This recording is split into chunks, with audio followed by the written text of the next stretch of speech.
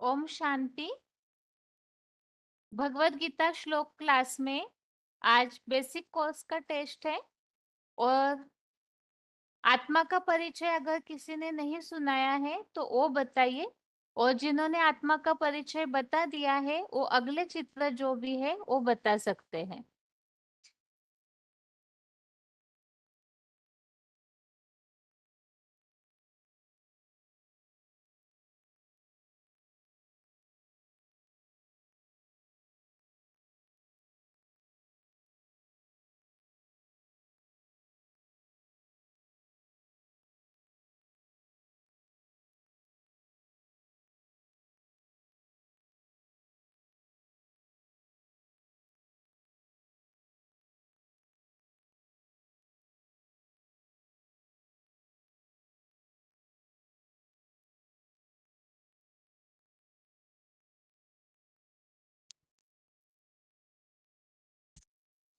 Hello.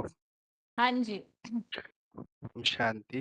हाँ हाँ, मैंने टॉपिक तो बना दिया, लेकिन उसमें श्लोक एक दो ही लिया हुआ है, तो बोल सकते हैं ना। हाँ जी।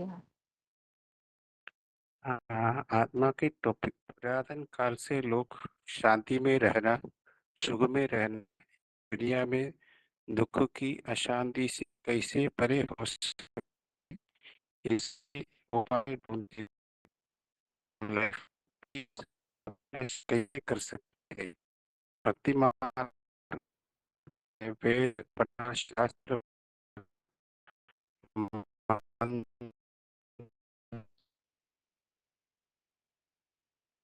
के लिए शांति मिलेगी बोलते हैं, लेकिन एक में हम अनेक लोगों से फोकस करने से या टास्क में रहना बहुत कठिन है, मुश्किल है एकाग्रता में। तो मन के एक रस याद में कैसे आ सकता है। जैसे टीवी और रिमोट, टीवी रिमोट से चेंज कर सकते हैं, अपने अनुकूल वातावरण में ला सकते हैं। ऐसे हम अनेक प्रकार के लोगों से कनेक्ट करते हैं, कुछ हमें अच्छे कुछ बुरे लगते हैं। चैनलाइज, तो माइंड विथ रिमोट हमारे कंट्रोल में क्या है क्या नहीं है, यहाँ राजयोग का प्रभाव में आते हैं। तो राजयोग सभी योगों में राजा है। यहाँ योग बल से दुनिया समझते हैं फिजिकल एक्सरसाइज। श्रीमद् भगवत गीता हर एक अध्याय में योग से कनेक्टेड है। जिससे भी कनेक्ट करते हैं उससे एक लिमिटेड सपोर्ट मिलते हैं। लिमिटेड सपोर्ट ओनली एक भगवान से मिलते हैं। तो मन में विचार आते रहते हैं, ये मन की शक्ति है। यहाँ गीता में बोलते हैं, उद्धरेत आत्मनात्मानम आत्मान अवसादयेत आत्मनैव आत्मनो बंधु आत्मैव रिपुरात्मना। यहाँ राजयोग से कैसे अपने राजा कैसे बन सकते हैं, किस तरह हमारे वाइब्रेशन अच्छे कर सकते हैं। Self transformation, my choice to become happy, how to be happy one self always without hurting anyone else. तो लैक ऑफ पावर में चेंज और इनर थॉट्स को चैनलाइज करना, ये रोल आई एम प्लेइंग। तो वही कहते हैं, मैं पॉजिटिव है जब मैं कुछ पॉजिटिव करता हूँ। लेकिन हमारे सोच विचार एक स्पिरिचुअल वैल्यू ऐड करते हैं, तब उसको पॉजिटिव थॉट्स या क्वालिटेटिव थॉट्स कहते हैं।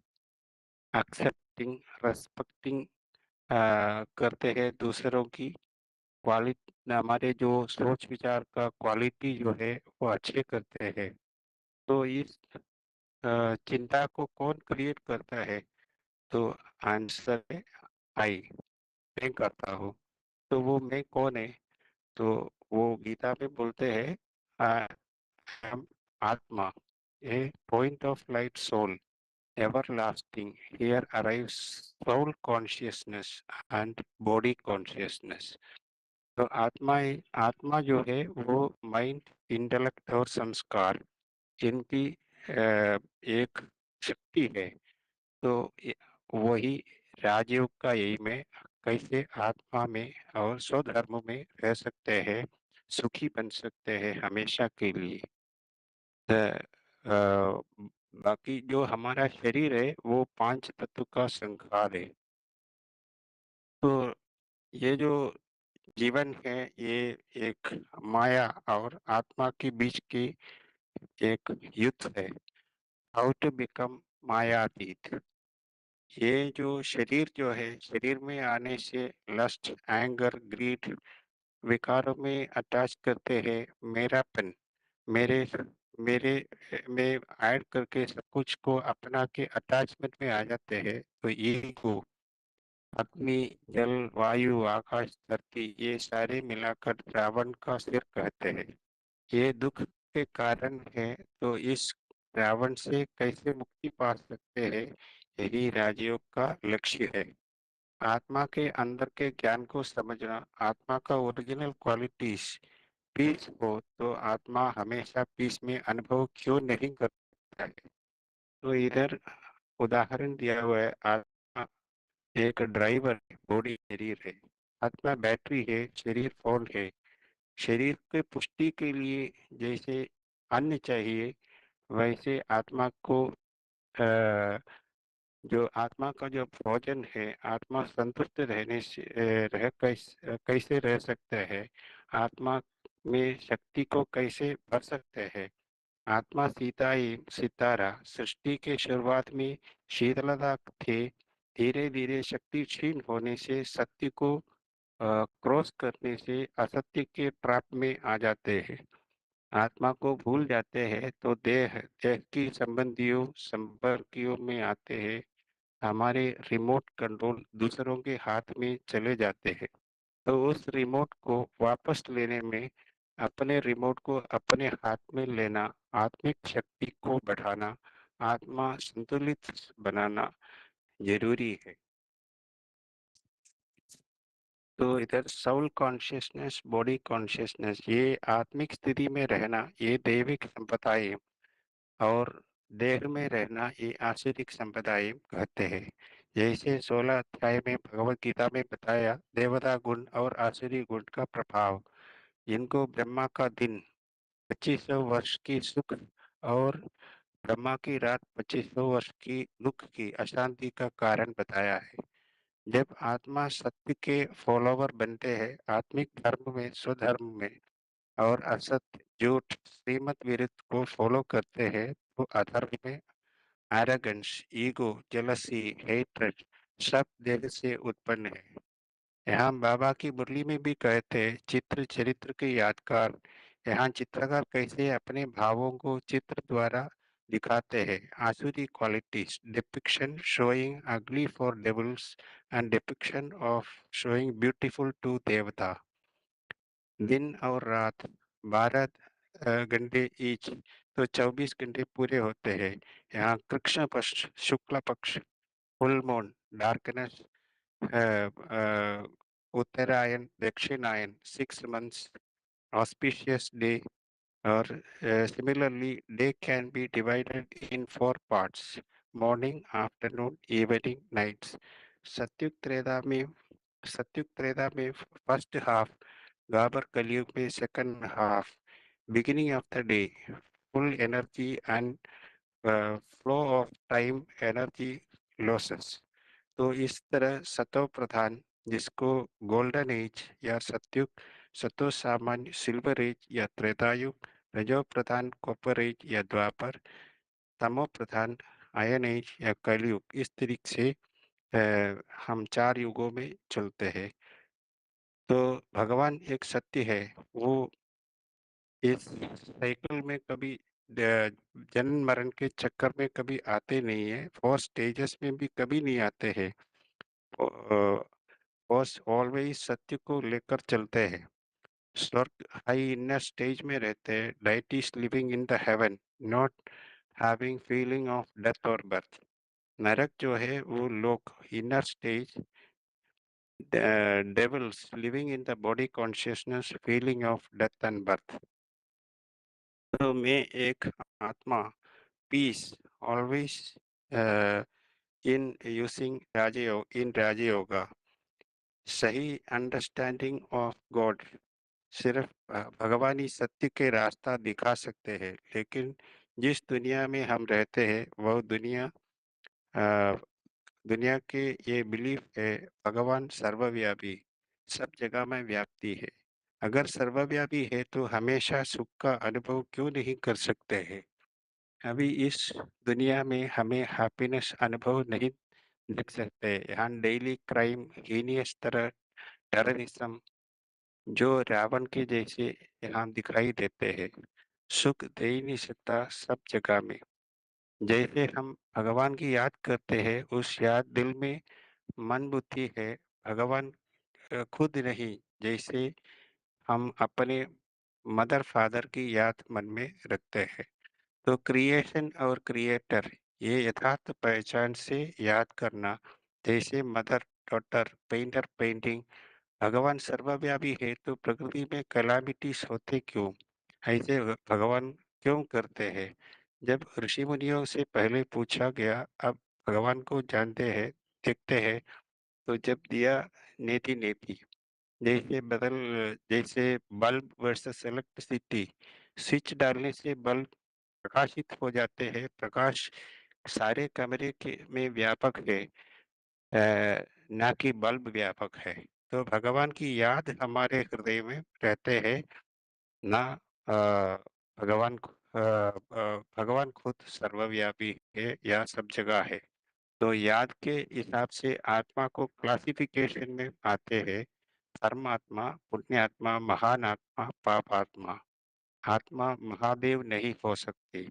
परमपिता परमात्मा एक tiny point of light soul, इस जन्म मरण के चक्कर में आते नहीं।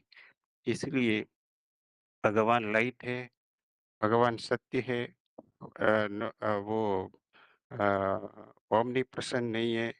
तो टाइनी पॉइंट ऑफ लाइट, उनका नाम है शिव। इस प्लेस इस ब्रह्मलोक, हम आत्मा वहाँ रहते हैं, वहाँ से इस दुनिया में अपने ड्रामा में आते हैं। Know how to connect with God, who is unlimited storehouse of peace, prosperity, happiness through knowledge. This study making by Shiva himself at Sangam Yug to make his children equal to him through advanced Gita knowledge.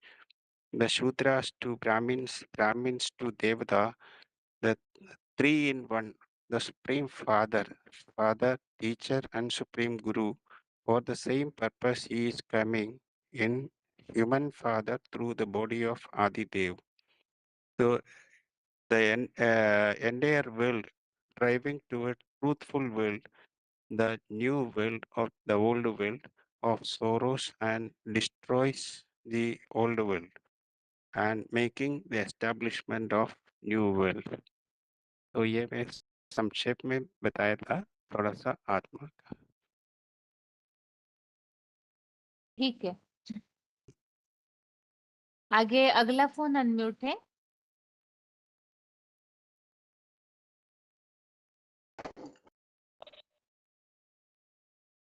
हाँ, ओम शांति दीदी। हाँ जी।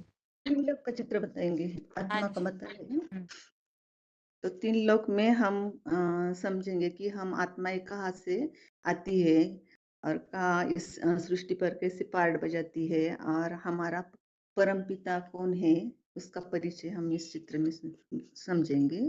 तो 3 लोक के चित्र में जो 3 लोक दिखाए हैं, एक परलोक, दूसरा है सूक्ष्म लोक और तीसरा है स्थूल लोक। माना परलोक को ही मूल वतन भी कहते हैं, जहाँ परम पिता परमात्मा के वहाँ के परम धाम के रहवासी है, जिसे निर्वाण धाम भी कहते हैं, कोई शांति धाम कहते हैं क्योंकि आत्मा शांत स्वरूप में रहती है, कोई ब्रह्मांड भी कहते हैं क्योंकि ब्रह्मांड में आत्माएं सभी अंडे मिसल रहती है। कोई उसे मुस्लिम लोग अर्श कहते हैं, कोई सोल वर्ल्ड कहते हैं, जैनी लोग उसे तुरिया तत्व भी कहते हैं। तो परम धाम के बारे में, जहाँ परम पिता रहते हैं, उसके बारे में श्लोक आया है।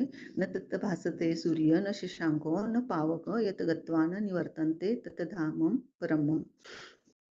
तो इस माना परम धाम को सूर्य चंद्र तारांगणा का प्रकाश भी भाषित नहीं करता है, जहाँ से लौटकर इस नरकीय दुनिया में जहाँ नहीं वैकुंठ धाम में जाकर इस नारकीय दुनिया में वापस मनुष्य नहीं लौटते, वह मेरा परम धाम है। माना भगवान ही अपना धाम का परिचय देते हैं इस श्लोक से।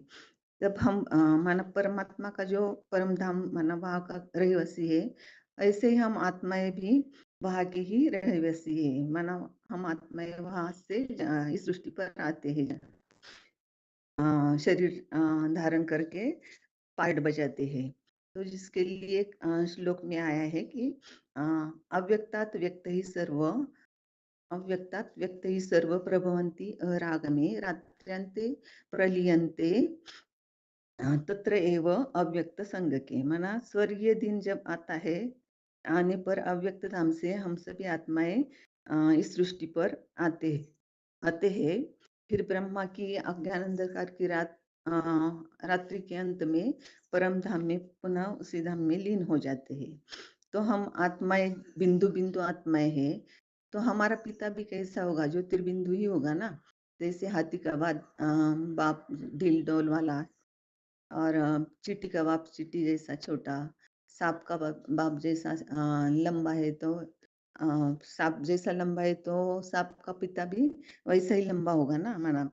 तो ऐसे ही हमारी ज्योति बिंदु आत्मा, हम आत्माएं हैं। ऐसे ही अ, जब हमने आत्मा का परिचय लिया ना, तो आत्मा ज्योति बिंदु है हम सारे ही। तो ऐसे ही आत्मा के पिता ज्योति है, जिसके लिए श्लोक आया है कि ज्योतिषाम अपि तत् ज्योति तमसः परमुच्यते ज्ञानम ज्ञेयम ज्ञानगम्यम हृदि सर्वस्व विष्टितम। माना वह ज्योतियों की जो नक्षत्रों की भी ज्योति है, अंधकार से परे है, अज्ञान अंधकार से परे है, ज्ञान का अखूट भंडार है और जानने योग्य भी है और सबके हृदय में विराजमान है। फिर है सूक्ष्म लोक, जहाँ सूक्ष्मोतन भी कहते हैं उसे। यहाँ 3 तबक्के दिखाए हुए हैं। जो सबसे नीचे है ब्रह्मलोक माना ब्रह्मपुरी, उसके ऊपर है विष्णुपुरी, और सबसे नजदीक परम धाम के वो है शंकरपुरी। तो यह सूक्ष्म देवता दिखाए हुए हैं। तो इसे इनकॉर्पोरियल वर्ल्ड भी कहते हैं। लेकिन सूक्ष्मतन कोई होता नहीं है। सूक्ष्मतन माना ही हमारे बुद्धि की जो स्टेज है।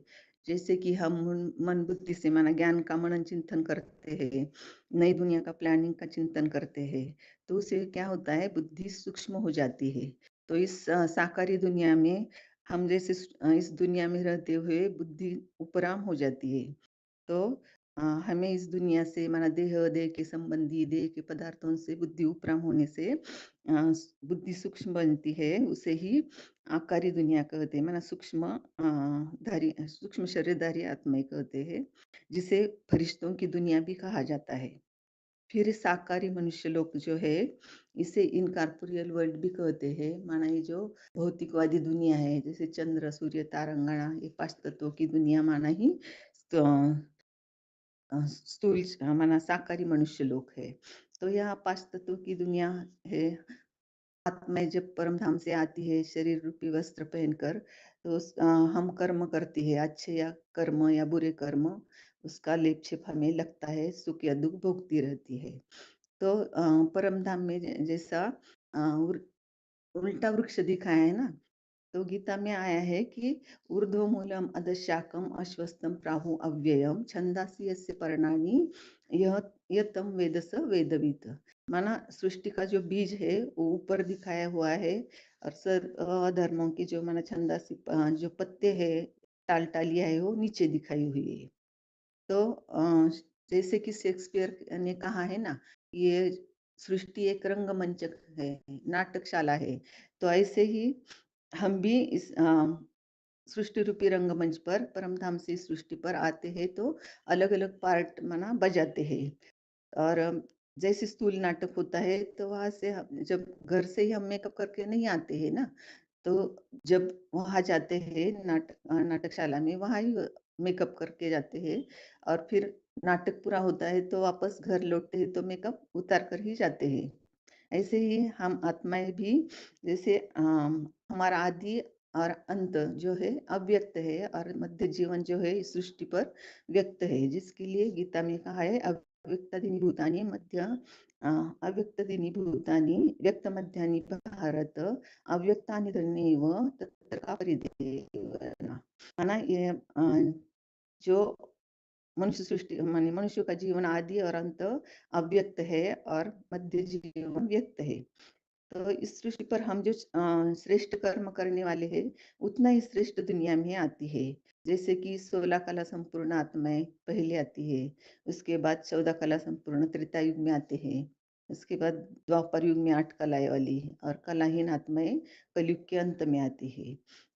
तो गीता में आया है ना, ऊर्ध्वम गच्छन्ति सत्वस्ता मध्ये तिष्ठन्ति राजसः और जघन्य गुण्य गुणवृत्तिस्ता अधो गच्छन्ति तामसः। माना सत्गुण में जो स्थित होने वाली आत्माएं जो है वो ऊपर स्वर्ग लोक में ऊंची स्थिति में जाती है और मध्य में द्वापर में स्थित होती है रजोगुणी आत्माएं, और जो जघन्य आत्मा माना पाप करने वाली पतित आसुरी आत्माएं हैं वो कलयुग के अंत में ही आती है। तो हम तो कहते हैं मनुष्य लोग कहते हैं कि स्वर्ग ऊपर है और नरक पाताल में है।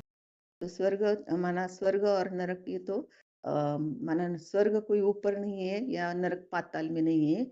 स्वर्ग माना इसी सृष्टि पर स्वर्ग और नरक होता है, जिसके लिए कहा है ना कि गीता में श्लोक आया है, द्वौ भूत सर्गो लोके अस्मिन् दैव असुर एव च दैवो विस्तरशः प्रोक्त असुरम च असुरम पार्थ में शृणु। माना इस दुनिया में ही प्राणियों की सृष्टि 2 प्रकार की है। ज्योति माना ज्ञान सूर्य शिव के दिन में देवताओं की और नार की रात में देव असुरों की दुनिया होती है। और हम यहाँ सृष्टि पर आते हैं तो जन्म मरण के चक्र में आते आते माना पूरा ही आत्मिक स्थिति भूल जाते हैं और इसी सृष्टि पर ड्रेस बदल बदल करके माना हर आत्मा अलग अलग पार्ट बजाती है और जन्म मरण के चक्र में आती है। तो जन्म मरण के चक्र में आने के कारण हम पिछला जन्म का सब भूल जाते हैं और हमें जाने का रास्ता भी पता नहीं है कि हम ऊपर परम धाम कैसे जाए। माना अज्ञानी हो जाते हैं, सारा अज्ञान भूल जाता है। तो अगर कोई कहते हैं स्वर्ग में तो माना शरीर छोड़कर स्वर्ग में जाते हैं, तो जनसंख्या इतनी बढ़ रही है, माना हर प्राणियों की कीट पशु पतंगों की भी आत्माएं बढ़ रही है। तो इसी सृष्टि पर हम मृत्यु के जन्म मरण के चक्र में आने के कारण तामसी बन गई है। और ये तो भूल भुलैया का खेल है ना। तो हम इसी सृष्टि पर नाटक माना पार्ट बजा रहे हैं। तो परम धाम जाने का रास्ता ही हमें पता नहीं होता है। जब पूरी ही माना तमो प्रधान आत्माएं ऊपर से भी आती है और पहले ही सतयुगी दुनिया की आत्माएं जन्म मरण के चक्र में आती आती पूरी जनसंख्या बढ़ती है। जब पूरा ही कलयुग में अंत में तामसी बनते हैं लोग, तब परम पिता परमात्मा अपने वचनानुसार, जैसे गीता में कहा है ना, यदा यदा ही धर्मस्य ग्लानिर्भवति भारत, जब धर्म की ग्लानि होती है तब मैं इस सृष्टि पर दिव्य जन्म लेता हूँ।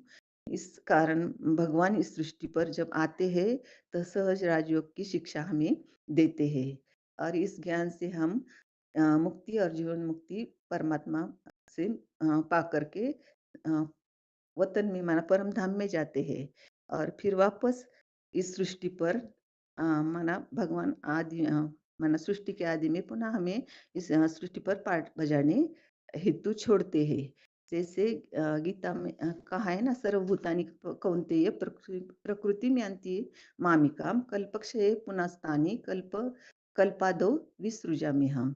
माना कल्पांत काल में सभी प्राणी मेरी प्रकृष्ट रचना में माना जो देव दानव जो भी है, माना जड़ जंगम प्राणी परम ब्रह्म के कल्प माना समा जाते हैं आदि में और कल्प के अंत में और कल्प के आदि काल में पुनः उस सृष्टि में माना इस साकारी दुनिया में सृजन के लिए छोड़ते हैं। तो ये जो सृष्टि का माना परम धाम का जो चित्र है, माना जहाँ आत्माओं का क्रम दिखाया है, तो इस जो सेटिंग है तो सबसे ऊपर शिव परमात्मा है, उसके नीचे त्रिदेव ब्रह्मा, विष्णु और महेश, उसके नीचे जो है, जो श्रेष्ठ कर्म करने वाली जो भी आत्माएँ हैं, वो उसके नीचे, और फिर निकृष्ट कर्म करने वाली आत्माएँ जो है, वो उसके नीचे दिखाई है। फिर है अम, पशु पक्षी पक्षियों की आत्माएँ, उसके नीचे कीट-पतंगे उनकी आत्माएँ, और उसके नीचे है पेड़-पौधों की आत्माएँ। माना जितने श्रेष्ठ कर्म करने वाली आत्माएँ हैं, उतने परम धाम में ऊपर की स्थिति में रहती है। परम और उतना ही साकार सृष्टि पर श्रेष्ठ युग में आती है। और जितनी निकृष्ट कर्म करने वाली या अ, आत्माएँ हैं, वो तामसिक द्वापर कलयुगी दुनिया में आती है। जितना ही चैतन्यता होगी आत्मा में, उतनी ही वो पावरफुल होगी। और इससे यह स्पष्ट होता है कि माना हम सभी आत्माएँ परम धाम से सृष्टि पर आते हैं, और जितने हम श्रेष्ठ कर्म करते हैं, भगवान के श्रीमत पर चलते हैं, तो उतना ही हमें परम धाम में बाप के नज़दीक हम रहते हैं आत्मा। और उतना ही जब इस सृष्टि पर साकार सृष्टि पर आते हैं, तो साकार पार्टधारी जो हमारा हीरो पार्टधारी पिता है, उनके साथ भी हम श्रेष्ठ कर्म करते हैं, तो उनके साथ हम रहते हैं। और जितना ही निकृष्ट कर्म करते हैं, उतना परम धाम में भी हम परम शिव परमात्मा के माना अ, नीचे जो सेटिंग है ना, क्रम है आत्माओं का, वो नीचे की स्टेज में रहते हैं। और कल माना साकार सृष्टि पर भी जितने भी हम परमपिता परमात्मा के माना निकृष्ट कर्म करते हैं, तो द्वापर कलयुगी शूटिंग में आते हैं। ये माना चित्र से सिद्ध होता है। ओम शांति दीदी। ठीक है माता जी। एक तो जो इनकॉर्पोरियल वर्ल्ड है ना, आप सूक्ष्म वतन के लिए बोल रहे थे, वो वास्तव में परम धाम के लिए बोलते हैं। अच्छा, सूक्ष्म वतन के लिए सब्टल वर्ल्ड बोला जाता है। ठीक। अच्छा। हाँ, हाँ। ओम शांति। आगे अगला फोन अनम्यूट है। ओम शांति। हाँ माता जी, मैं 3 एक लोग मिनट, कोई नए बताऊंगी। है तो अच्छा ठीक है, बताइए। बताइए माता जी। हाँ जी, हाँ जी। वो जो हमको पता हुआ हो गया कि हम सब आत्माएं हैं, केवल मनुष्य नहीं, दुनिया में सारे पशु पक्षी कीट पतंग कीड़े मकोड़े जो कीटाणु, वो सब आत्माएं हैं। और दिनों दिन हिस्ट्री में प्रमाण है कि आत्माओं की संख्या बढ़ती जा रही है। जैसे कितना भी दुनिया में बहुत आपदाएं आती है, बहुत मनुष्यों की मृत्यु भी होती है ढेर के ढेर एक बार में, फिर भी दुनिया की आबादी बढ़ती जाती है। हिस्ट्री में प्रमाण है। जैसे 1947 में भी भारत का आबादी 40 करोड़ था, और अब 140 करोड़ है। और ये सिर्फ मनुष्यों का नहीं, कीट पतंगों का भी संख्या बढ़ती जा रही है। जैसे बहुत ही दवाइयाँ कीटनाशक औषध छिड़क जा रही है मच्छर मक्खियों की, तो भी दिनों दिन उनका संख्या बढ़ती जा रही है।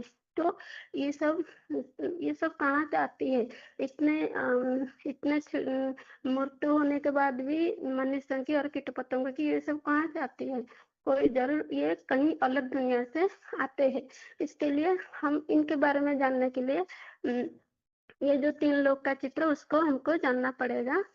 उसमें समझना पड़ेगा कि हम यहाँ देखते हैं कि नीचे जो दिखा है ना, पृथ्वी जल वायु अग्नि आकाश 5 तत्व की भौतिक जो है, नदी नाल पहाड़ पर्वत जंगल सूर्य चंद्र तारा, ये सब जो है ना भौतिक दुनिया, इसको स्थूल लोक साकार मनुष्य सृष्टि कहा जाता है।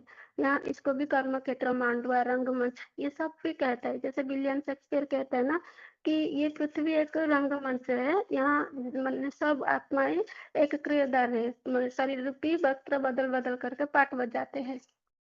तो और इसको ऊपर दिखाया है कि सूक्ष्म लोक, ब्रह्मा विष्णु शंकर दिखाया ना, ये सूक्ष्म लोक माने यहाँ सिर्फ मूवी माने बातें नहीं होता है, इशारे से बातें होता है।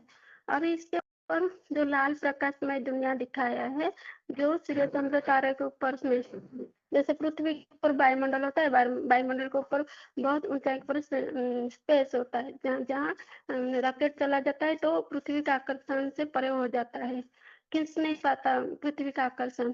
तो उसके स्पेस के भी ऊपर बहुत ऊंचाई से लाल प्रकाश में दुनिया दिखा देती एक है, उसको परम धाम कहा जाता है। गीता में परम धाम अव्यक्त धाम बोला है, और भी बोला है ना भगवान गीता में कि न तद्भारते सूर्य न शशांको न तावको यद्यत न निवर्तन्ते तद्धमम परमम। माने वो जो सूर्य चंद्र अग्नि का प्रकाश यहाँ पहुंच नहीं पाता, वो मेरा परम धाम है, मैंने भगवान का धाम है। और मुसलमान भी कहते हैं ना कि खुदा अर्थ में रहता है, फर्श में नहीं, माने वो भगवान का धाम है। परमपिता परमात्मा शिव प्रिंसिपल वहाँ रहते हैं, वो उसको वहाँ आत्माएं भी रहते हैं, आत्मा को घर भी कहा जाता है। वो माने आत्माओं का पिता भी है, शिव प्रिंसिपल आत्माओं का पिता है। और इसको परम धाम, ब्रह्मांड, शांति धाम, निर्माण धाम कहा जाता है। जैन लोग भी सातवां आसमान कहते हैं, क्रिश्चियन लोग भी उसको सोल वर्ल्ड कहते हैं। है ना। यहाँ जो बिंदी सबसे ऊपर एक बिंदी दिखाई है बड़ा सा, वो शिव सुप्रीम सोल की याद कर रहे हैं, बाकी वो बड़ा नहीं है, वो उसका गुण दिखाए। आत्माएं जो है आत्माओं के वो सबसे ऊंचा है, वो पिता है। जैसे सर्प का पिता सर्प जैसा लंबा लंबा होता है, चींटी का पिता चींटी जैसा छोटा होता है, और हाथी का पिता हाथी जैसा डंड वाला होता है। ऐसे ही सुप्रीम सोल से हम आत्माओं के जैसे सूक्ष्म ज्योतिर्बिंदु स्वरूप है, लेकिन वो गुणों से अलग बड़ा है हमसे, आत्माओं से। जैसे निराकारी, निर्विकारी, निरहंकारी हो, वो सुख शांति प्रेम पवित्रता आदि का अखंड भंडार है। और वो जन्म मरण से न्यारा है, अजन्मा कथा भक्त। अगर वह अव्यक्त है, अदृश्य है, वो ऐसे ज्ञान का वो सारा चीज का भंडार है, इसलिए उसको बड़ा बिंदी दिखाया। वास्तव में वो बिंदी तो छोटी बड़ी नहीं होती है, हमारी आत्मा जैसी है सूक्ष्म ज्योतिर्बिंद, वो भी ऐसे ही है। और यहाँ आत्माओं का सेटिंग दिखाया हुआ है कि जैसे शिव ज्योतिर्बिंदु के पास बहुत थोड़े थोड़े आत्माओं को दिखाया है, और उसके नीचे के लिए ज्यादा दिखाई देता है। जैसे ना जैसे दुनिया में श्रेष्ठ तो बहुत कम होते हैं, भ्रष्ट बहुत ज्यादा होते हैं। तो इसे जो बुद्धि में जितना तीक्ष्ण है, जितना श्रेष्ठ है, वो शिव सुप्रीम सोल के पास रहते हैं। जैसे पहले त्रिदेव रहते हैं, उसके नीचे नीचे देवताओं की आत्मा, जैसे देवताओं की आत्मा रहती है।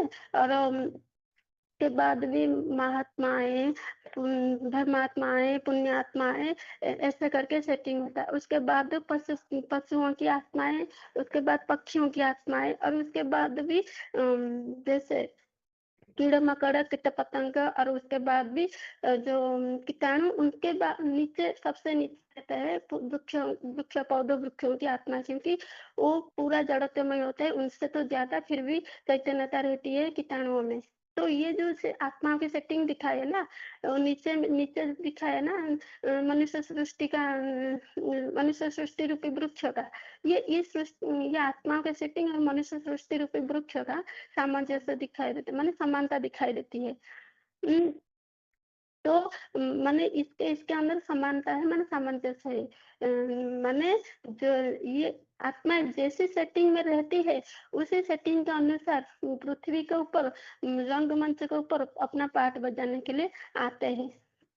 जैसे ना सबसे ऊपर शिव है, वो सबको घेर कर रहता है, उसको कोई घेर नहीं पाता। उसके नीचे जो मनुष्य सृष्टि आत्माएं है, जो मनुष्य आत्मा है, उनको भी एक प्रजापिता जो मनुष्य सृष्टि का बीज है, वो सबको घेर करके रहता है, उसको कोई भी क्रॉस नहीं कर पाता है। और उसके नीचे भी जैसे पशुओं की आत्मा है, वो पशुओं की आत्मा में जरूर कोई ऐसा प्रजापिता होगा, तीक्ष्ण बुद्धि वाला होगा, जो सब पशुओं को घेर कर रहेगा, उसको कोई क्रॉस नहीं कर पाएगा। ऐसे ही सबका ऐसे ही सेटिंग है, पक्षियों की, कीट पतंगों की, कीटाणुओं की, सबका ऐसे ही सेटिंग रहता है। तो जैसे गीता में बोला ना, उद्धम गच्छन्ति सत्त्वस्ता, मध्यम तिष्ठन्ति राजसा, जघन्य गुणवृत्तिषा, अधोगच्छन्ति तामसा, माने यहाँ आत्मा की जैसी सेटिंग दिखाई है उसके अनुसार नंबरवार पृथ्वी के ऊपर आते आकर के सब पाठ हो जाते। तो फिर भी दुनिया में ऐसी कहावत क्यों है कि मनुष्य आत्माएं 84 लाख योनियों में भ्रमण करने के बाद फिर लास्ट में अंत में मनुष्य जन्म पाते हैं। वो तो ठीक बात नहीं है। और ये जो आत्मा का सेटिंग दिखा है ना, मनुष्य सृष्टि के बीच जैसे मनुष्य सृष्टि रूपी वृक्ष के समानता के लिए, इसके लिए भी गीता में प्रमाण है कि उद्धमूलम अधम अश्वत्थम प्राहुर अव्ययम छंदासी पर्णानि अस्त वेदसम वेदवित्। तो इसका प्रमाण है। तो इसका तो ये क्यों कहावत है कि मनुष्य आत्माएं पाप कर्म के फल भोगने के लिए जाते हैं पशु पक्षी योनियों में, लास्ट में पुण्य करने के बाद उनको मनुष्य जन्म मिलता है। तो वास्तव में ये तो रंग हो गया ना। और इसके प्रमाण के लिए अगर आत्मा ये सब एक बीज के स्वरूप है, और जैसे आम के बीज से आम का पौधा निकलता है, केले का बीज से केले का वृक्ष निकलता है, तो मनुष्य आत्माओं का ये शरीर रूपी वृक्ष है। मनुष्य आत्मा ही मनुष्य रूप में जन्म लेंगे। तो अगर मनुष्य पशु पक्षियों की योनियों में जाते हैं तो पाप कर्म के फल भोगने के लिए, तो दुनिया में आज क्यों जो दंड विधान है, आईन कानून बनी हुई है, तो बनना नहीं चाहिए। और अगर पशुओं की योनि में जाते हैं मनुष्य आत्मा, तो पशुओं की संख्या वृद्धि होनी चाहिए, मनुष्यों की संख्या घटनी चाहिए। जबकि पशु पक्षियों की संख्या घटती जा रही है, मनुष्यों की संख्या वृद्धि पाते जा रहे। और भी एक बात है, मनुष्य पशु पक्षियों में ना इतना कर्मेंद्रिया नहीं होती है, ना ही उनकी मन बुद्धि की सोच विचार की शक्ति होती है, जिससे वो ना ज्यादा सुख भोग सकते हैं ना ज्यादा दुख भोग सकते। मनुष्य में ही सबसे ज्यादा इंद्रियां हैं और मन बुद्धि की पावर है, जिसके द्वारा वो सबसे ज्यादा दुख भी भोग सकता है, सबसे ज्यादा सुख भी भोग सकता है। इसलिए मनुष्य को पशु योनि में जाने की कोई दरकार नहीं है। जैसे सांप को दिखा देना, उसका बहुत कम इंद्रियां होती है, ज्यादा नहीं होती है। और डार्विन थ्योरी भी बताया ना कि मनुष्य पहले माने बंदर था, बंदर ही मनुष्य बन गया। अगर मनुष्य बन गया बंदर, तो और जितने भी दुनिया में बंदर दिखाई देते हैं वो क्यों मनुष्य नहीं बन जाते हैं। और उनके बाद में आने वाले जो वैज्ञानिक है ना, वो भी वो बात को काट दिए कि नहीं, मनुष्य पहले बंदर नहीं थे। तो और भी अगर मनुष्य पशु पक्षी योनि में जाते हैं, तो क्या होता है ना, आजकल बहुत ऐसे प्रमाण मिलता है कि बच्चे जो बचपन में छोटेपन में वो अपना पूर्व जन्म की बात बताते हैं कि हम ऐसे यहाँ थे वहाँ थे, लेकिन कोई नहीं बोला कि हम पशु थे, सब मनुष्य के रूप में ही अपना प्रमाण दिए है। और शास्त्रों में भी क्या है ना कि कहीं भी प्रमाण नहीं है कि मनुष्य पहले पशु योनि में था। जबकि द्रौपदी का पहला जन्म वो तपस्वी थे, और श्रीखंडी का पहला जन्म एक वो अम्बा थे। और गीता में भी कोई पशु योनि नहीं आया है। जबकि राक्षस योनि, मूढ़ योनि, मूढ़ा जन्मनी और जो आसुर योनि में पर ना ऐसे जो बताया ना, पाप योनि ऐसे बताए, माम ही पार्थ व्यापार योपी शिव पाप नयो, तो ऐसे करके आया है। तो इससे प्रमाणित हो गया कि मनुष्य आत्माएं 84 लाख योनियों में नहीं जाते। फिर भी एक यूं कहावत है कि लास्ट में माने आते हैं, जो मनुष्य का जन्म दुर्लभ जन्म है, अंत में एक जन्म मनुष्य का जन्म दुर्लभ जन्म मिलता है। तो इसलिए हमको सृष्टि चक्र के बारे में जानना पड़ेगा कि मनुष्य इस सृष्टि पर कितना जन्म लेते हैं, कहाँ कहाँ क्या क्या पाठ बच जाते हैं। पहले उसको जानेंगे तब हमको पता पड़ेगा। जबकि सृष्टि तो बोला है ना गीता में कि सृष्टि अनादि है, पुरुषम प्रकृति चैव विद्या अनादि उभरपि। तो फिर भी जो सृष्टि रूपी रंगमंच में ना 4 चिन्ह होता है, सत्य प्रधान सतयुग, राज प्रधान द्वापर युग और तम प्रधान कलयुग। ये जो लेकिन जो बहुत माने पुराने जमाने से भी शास्त्रकारों ने, पंडित विद्वान आचार्यों ने भी, वो भी यही समझते कि सृष्टि का आयु लाखों वर्ष है, लेकिन इसका कोई प्रमाण नहीं है। बाकी गीता में ये आया है कि कल्पक्षय कल्पादो, और ब्रह्मा का दिन ब्रह्मा का रात, जो सर्वयोनिषु कंसे प्रकृति ज्ञान मामिकाम कल्पक्षय पुनस्तानि कल्पादे विसृजाम्यहम्। और जो यह है द्विसहस्रार्ध वर्षाणाम आहर ब्रह्मण विद्यो ऐसा सम्राति प्रमाणम अहरात्र विद्यो जना। तो माने ये जो दिन रात्रि का ही आया हुआ है, कल्पक्षय कल्पादो के आया हुआ है, लेकिन सांख्यिक रूप में कोई भी ये नहीं आया है। तो ये जो सृष्टि चक्र है, यहाँ सतयुग त्रेतायुग द्वापरयुग कलयुग 4 सीन बांटे हुए हैं। तो हम जानते हैं कि मनुष्य के पास ये हिस्ट्री है कि 2500 वर्षों का, क्योंकि दुखी दुनिया में द्वापरयुग कलयुग क्योंकि नरक में सब दिन गिने दुख मिलने के कारण 2500 वर्षों का ही प्रमाण है सबके पास, क्योंकि दुख भोगने से दिन गिना जाता है। लेकिन वो जो सत्ययुग त्रेतायुग का प्रमाण किसी के पास नहीं, क्योंकि वो सुख का दुनिया कब कैसे चला गया किसी को पता नहीं पड़ा, कोई टाइम लिख के रख नहीं पाए। तो इससे प्रमाण होता है जैसे रात सत्य द्वापर कलयुग रूपी नरक दुखों का दुनिया जैसे रात 12 घंटा होता है, ऐसे ही सत्य रूपी दिन वो भी 12 घंटा होगा जरूर। तो इसके और भी जो सिंधु सभ्यता से मेसोपोटामिया ग्रीस, इस सारे में जितने भी खनन खुदाई हुए ना, उसमें जो भी चीजें मिली है वो सारा 5000 वर्षों से पुराना कोई चीज नहीं मिला है। इससे ये साबित होता है कि सृष्टि चक्र 5000 वर्ष का है। और हाँ, इस कलयुग अंत में स्वयं भगवान भी दुनिया में आकर के अपना वाणी में वही बोलते हैं कि इसके बारे में वो बताते हैं कि मनुष्य का जन्म और सृष्टि चक्र के बारे में, आत्माओं के बारे में सारा ज्ञान देते हैं कि यही परमपिता परमात्मा शिव यही बोलते हैं कि ये रंगमंच 4 अवस्थाएं प्रसार होती है। पहले तो सत्युग सत्य प्रधान में होता है, इसमें आत्माएं देवात्मा कहलाते हैं, 16 कला संपूर्ण होते हैं, सूर्यवंश होता है, और उनका 8 जन्म होता है, और 8 जन्म होता है, और 150 से कोई ऊपर आयु होती है। और त्रेता युग में चंद्रवंश होता है, और क्षत्रिय होते हैं, और उनका 12 जन्म होता है, और 150 के अंदर उनका आयु होती है। यहाँ सुख ही सुख होता है, क्योंकि सब आत्म स्थिति में रहते हैं, आत्मा के गुणों में भर के रहते हैं, सुख ही सुख होता है। और द्वापर युग में 8 कला रह जाती है, वहाँ वैश्य कहते हैं, वहाँ 21 जन्म हो जाता है। आयु का भी संख्या खूब घट जाता है।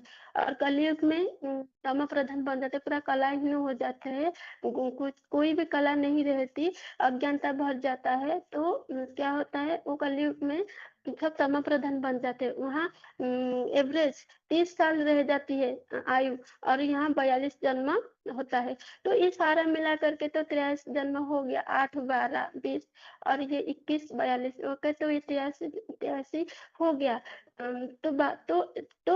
तो कौन सा जन्म मनुष्यों का श्रेष्ठ है, दुर्लभ है। इसलिए हमको फिर से ये जानना पड़ेगा कि जब ये तम प्रधान कलयुग हो जाता है, सृष्टि रंगमंच पर आत्माएं आकर के पाठ बजाते बजाते थक जाती है, वो दुखी हो जाती है, एक दूसरे के सब दुश्मन बन जाते हैं, धर्म भ्रष्ट कर्म भ्रष्ट हो जाते हैं, आत्मिक स्थिति भूल जाते हैं। जैसे पहले सत्ययुग त्रेतायुग में आत्मिक स्थिति में रहते तो सुख भोगते थे, लेकिन ये कलयुग में आकर भौतिक अपने को 5 तत्व पृथ्वी जल वायु अग्नि आकाश का 5 तत्व का पुतला समझ करके भौतिक सुख लेते लेते खुद को ही भूल जाते, तो सुख के बदले उनको दुख ही मिल जाता है।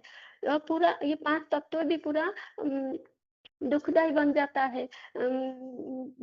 माने जो ऋतु है ना, वो अपना प्रकृति अपना कार्य ठीक से नहीं करता, तो पूरा दुख हो जाता है उससे। तो इसलिए बिलबिला के सब मनुष्य आत्माएं भगवान को पुकारते हैं कि हे भगवान आ जाओ, हमको पतित पावन आओ, हम यहाँ कांगाल पतित दुखी बन गए हैं, हमको मुक्ति दो, लिबरेट करो, ये सारा करके बुलाते हैं। जैसे 1947 में भी गांधी जी के तत्वावधान में भी ऐसे 40 करोड़ आत्माएं पतित पावन सीताराम का नारा लगाए थे। तो तब से भगवान 1936 से भगवान इस सृष्टि पर आ चुका है। ये अनुसार जैसे यदा इदय धर्मस्य ग्लानिर्भवति भारत, इस प्रमाण के अनुसार जब अधर्म बढ़ता है, धर्म का ग्लानि होती है, तब भगवान इस दुनिया पर आ जाते हैं। आकर के दिव्य जन्म लेते हैं। दिव्य जन्म कर्म समम एवं जन्म कर्म समम दिव्यम एवं आकर के वो प्रवेश करते हैं इस सृष्टि पर। इस सृष्टि का जो बीज है, मनुष्य सृष्टि का जो हीरा पाठधारी है, उनके अंदर प्रवेश करके उनका नाम ब्रह्मा रखते हैं। और उनके द्वारा मनुष्य आत्माओं के लिए खास मनुष्य आत्माओं के लिए दिव्य ज्ञान, आध्यात्मिक ज्ञान पहले देते हैं कि हे बच्चों, तुम मेरे संतान हो, आत्मिक रूपी। तुम अपने को देह समझ करके इतना दुखी बन गए हो, तुम मुझे भी भूल गए हो, सृष्टि चक्र सारा ज्ञान को तुम भूल गए हो, इसीलिए इतना दुखी पतित कंगाल बन गए हो। अब मैं तुमको जो शिक्षा देती हूँ उस पर चलने से तुम फिर सुखी बन पाओगे कि वास्तव में तुम तो आत्मा हो।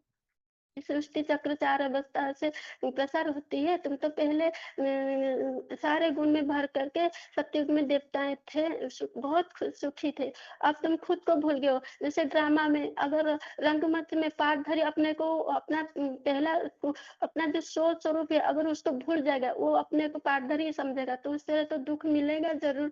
तो ऐसा ही हुआ है। तुम यहाँ शरीर रूपी वस्त्र बदल बदल करके खेल खेलते इतना व्यस्त हो गए हो, इतना मज गए हो, अपने को ही ऐसा समझ ले हो, अपने को जो मूल स्वरूप है आत्मा, तुम खुद को भूल गए हो, इसलिए तुम इतना दुखी हो गए हो।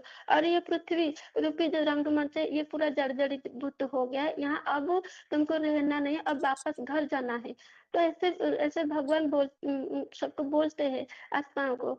तो अगर तो उनके बातों में उनके ज्ञान सुनकर जो आत्माएं पूरा माने पतित शूद्र बन जाते हैं, उन बन गए हैं, वो भगवान की वाणी, भगवान के ज्ञान सुन करके जिसको अपना हृदय को लगता है, वो उनको अच्छा लगता है, और ये ज्ञान सुन करके वो पूरा अपने को सुधारने लगते हैं। माने शूद्र से, पति से थोड़ा मनुष्य बनते हैं, मनन चिंतन करने का बनते हैं। जो मनु का औलाद, जो ब्रह्मा रूपी मनु का औलाद मनुष्य बनते हैं। जबकि यहाँ स्वयं भगवान रक्षक बनता है, तो स्वयं भगवान बच्चों का पालना करते, बाप टीचर सदगुरु बन करके शिक्षा देते हैं, और माने मनुष्य से देवता बनाने की पढ़ाई पढ़ाता है। तो सारा का सारा ये जो माने कलयुग के अंत और सत्ययुग के आरंभ के बीच का जो संगम युग है, यहाँ स्वयं भगवान आते हैं, तो बच्चों को अपना शिक्षा देते हैं। और वास्तव में यही जो जीवन है ना, श्रेष्ठ जीवन, हीरा तुल्य जीवन बनता है मनुष्य का।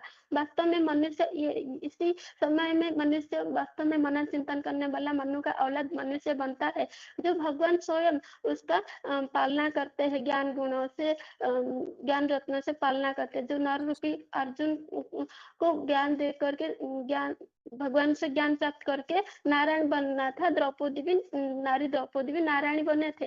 तो अब वो समय है, इस कलयुग अंत के तामस युग में स्वयं भगवान कहीं ना कहीं आकर के, जैसे जैसे अरविंद घोष की माँ भी बोले थे ना कि भगवान कहीं ना कहीं आए हुए हैं, लेकिन पता नहीं है कहाँ आए हुए हैं। तो इस सारे प्रमाण के अनुसार भगवान इस दुनिया में आए हैं और ज्ञान दे करके माने मनुष्य, पहले शूद्रों से, पतितों से मनुष्य बनाता है। वास्तव में यही श्रेष्ठ जीवन है, हीरा तुल्य जीवन है। और भगवान के रास्ते पर ज्ञान का आश्रय लेकर ज्ञान के बारे में पथ में चलकर जो अपने को सुधारता है, आत्मिक स्थिति का अभ्यास करते हैं, परमपिता शिव को याद करते हैं, उनके श्रीमत पर चलते हैं, तो वो देवता बनते हैं। फिर ये क्या होता है ना, ये जो सृष्टि रूपी रंगमंच है, पिता क्या करते हैं, पिता तो बच्चों का दुख नहीं देख पाते, बच्चों के लिए नया घर बनाते हैं जब घर जड़ीबूटी हो जाता है। तो और इसका ये जो सृष्टि का विनाश का मसाला भी तैयार हो जाता है, एटॉमिक बम, हाइड्रोजन बम और प्राकृतिक आपदाओं में भी ये सृष्टि पूरा खलास हो जाती है।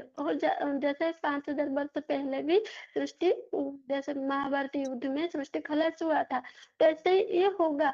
हो जाएगा। फिर आत्माएं सब क्या करेंगे, जैसे रंगमंच को तोड़ ताड़ करके आत्माएं अपना घर माने पाठधारी अपना घर मूल घर को चले जाते हैं।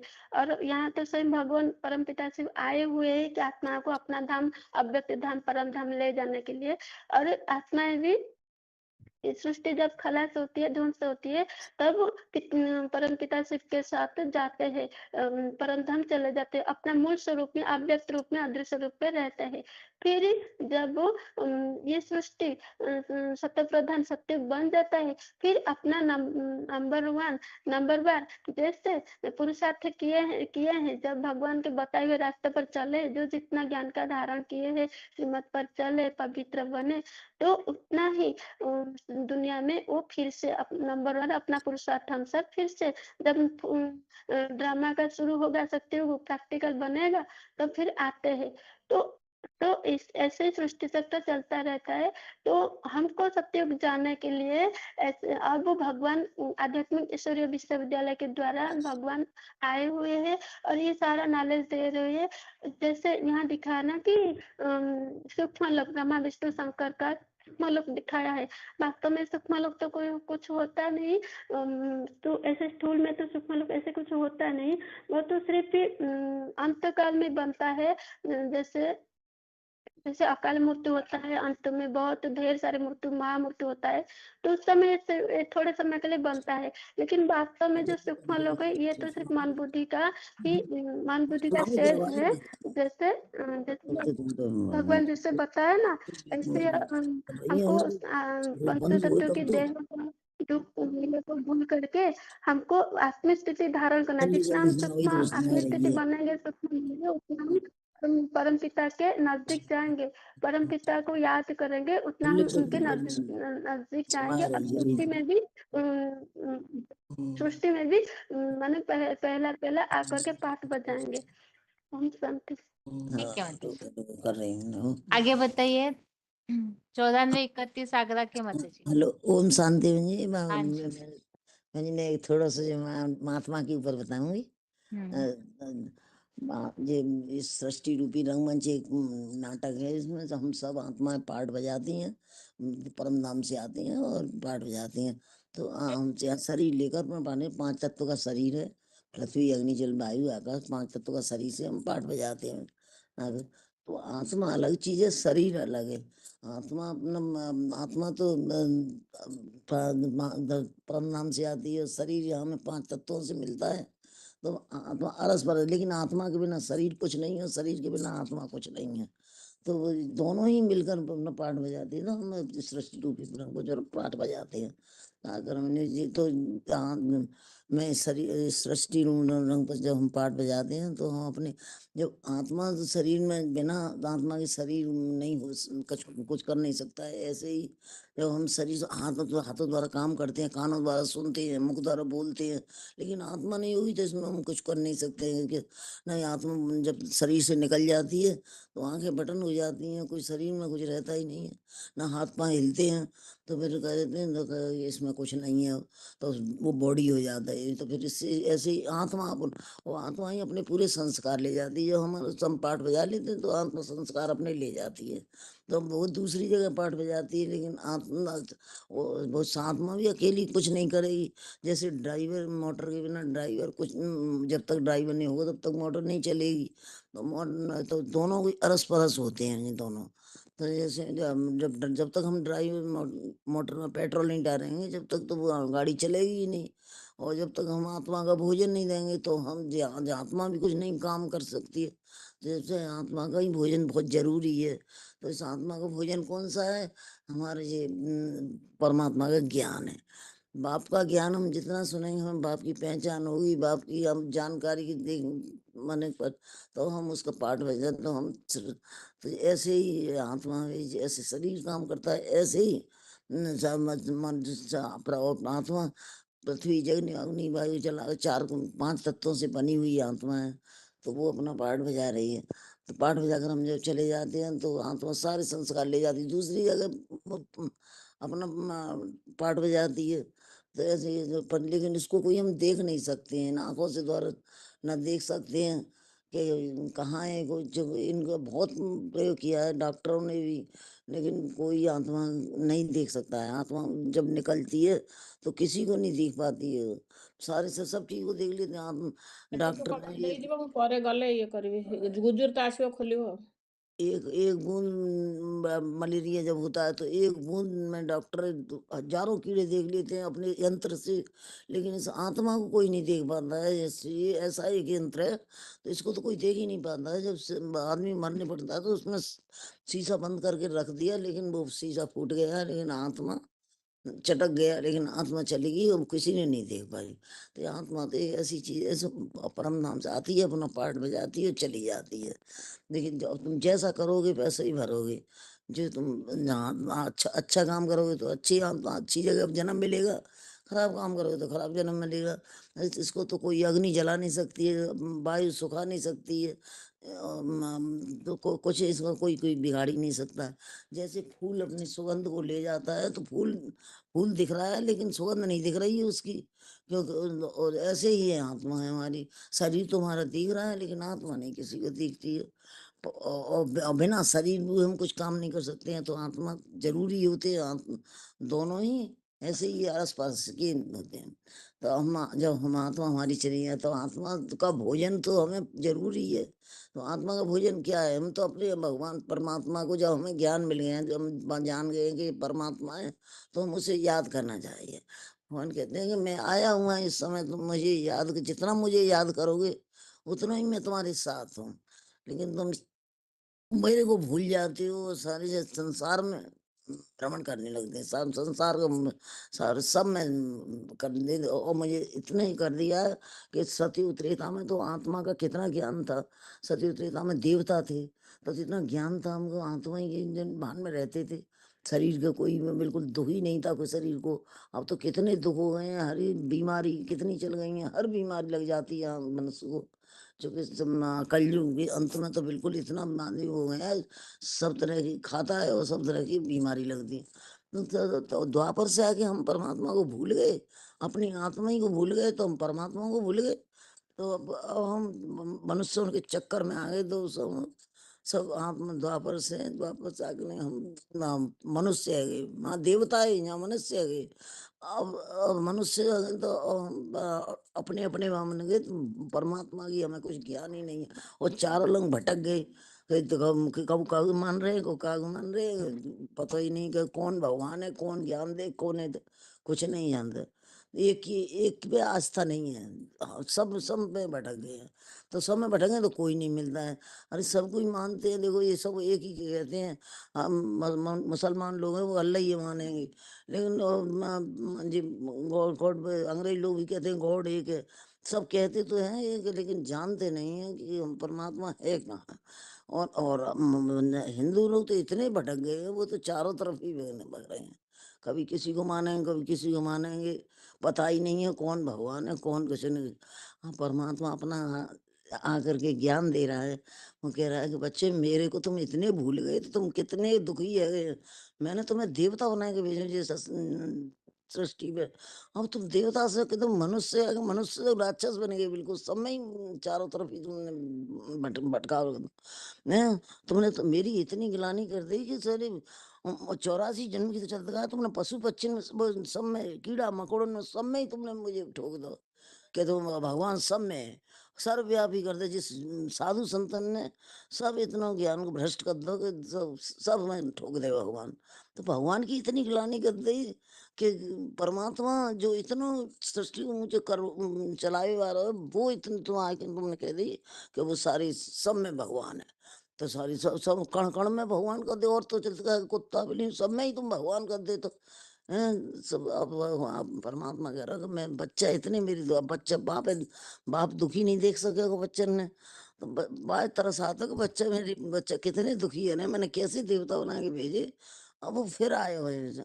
तो फिर बार बार कह रहे बच्चे तुम मेरे को भूल गए, मैं तुम्हें फिर याद दिलाता हूँ कि तुम फिर देवता बनोगे, मेरे मेरी श्रीमत पे चलेंगे तो तुम देवता बनेंगे फिर। अब जिस समय कलयुग के अंत में आकर जब अत्यंत दुखी हो जाते हैं सब, तब परमात्मा को आना पड़ता है सृष्टि पे। तो इस समय आया हुआ है, बार बार बार कह रहे कि बच्चे मेरी श्रीमत पे चलो। तो उसकी श्रीमत क्या है, वो क्या मांग रहा है? कुछ लड्डू पेड़े मांगता है, कुछ मांगता है। मंदिर में जाते हो तुम, कुछ कभी कुछ ले जाते हो, कुछ ले। यहाँ तो वो कुछ मांगता भी नहीं है, उसे कुछ नहीं चाहिए। उसे तो बस मुझे मेरे को याद करो, बस मेरे जैसे बन जाओगे तुम। लेकिन तुम याद तो करो पहले, जो तुम्हें ही करना है। तो कि जैसे तुम शरीर जब तक खाना नहीं बनाएंगे तब तक तुम्हें खाना मिल थोड़ी जाएगा बनवाना। अरे तो जैसे हाथ पांव चल जाए, ऐसे ही भगवान करे कि मेरे को तुम चलते फिरते उठते बैठते खाते पीते सबके याद करते रहो। बस उन्हें जितना मैं याद करो इतने मैं तुम्हारी सुरक्षा करूँ, तुम्हारे साथ हूँ। तो भगवान अब परमात्मा आए तो तुम समझो बच्चे भगवान कितनी कह रहे हैं कि तुम समझ, जैसे समझेंगे इतने ही तुम फिर देवता। अब जा समय तो तुम्हें इतना वो मिला होगा कि आप आत्मिक स्थिति की इतनी मिली हुई है कि देखो भगवान कह रहे हैं कि जा से जा समय पे अंत में आ गया नहीं। मैं तो जी संगम युग को डायमंड युग चल रहा जी तुम्हें, जहाँ मैं तुम्हें इतनी पावर दे रहा हूँ कि जितनी तुम पे भरी है उतनी भर सको तो तुम। लेकिन फिर भी तुम भूल जाओ। तो फिर मैं बेर बेर कहता हूँ कि जिससे अमृत वेला याद करो, लेकिन अमृत वेला ना समझ। और तो अमृत वेला मैं बार बार आता हूँ। और मैं जब आँख खोल के बैठो, मैं उसे बंद करके बैठ जाती हैं। तो मैं अब जब मैं आता हूँ तो तुम आँख बंद कर बैठे तो मैं क्या करूँगा? फिर चला जाता हूँ।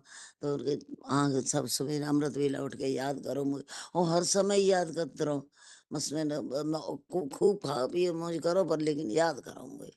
और सब मैं तो कुछ बताते ना कुछ मुझे कुछ चाहिए न मैं कुछ बताऊं कि जी करनो है मेरा वो करनो है।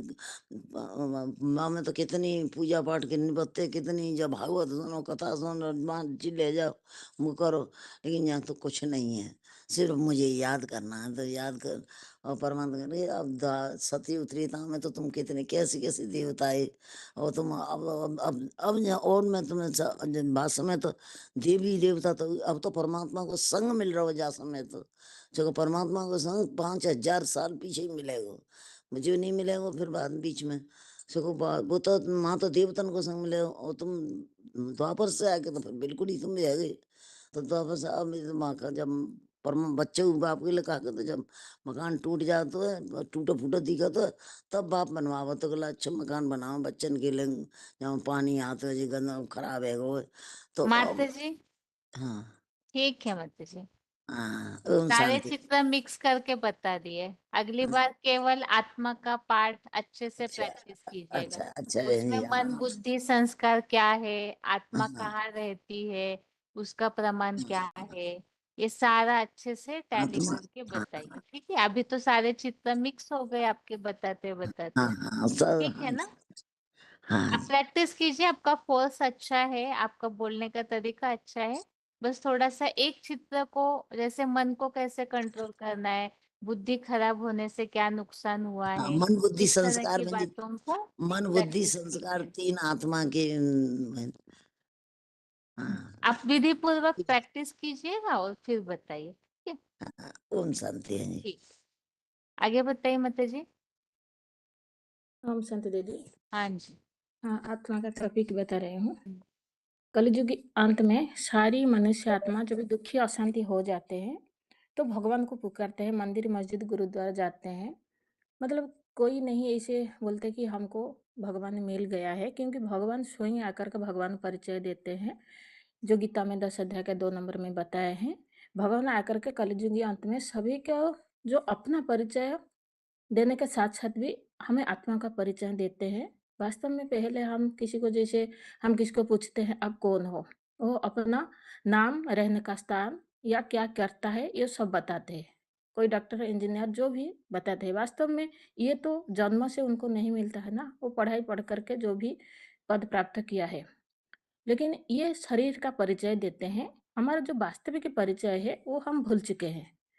तो इसीलिए भगवान आकर के हम सभी बच्चों को अपना परिचय देते हैं, और भगवान अपना परिचय भी देते हैं और हमारी आत्मा का परिचय देते हैं।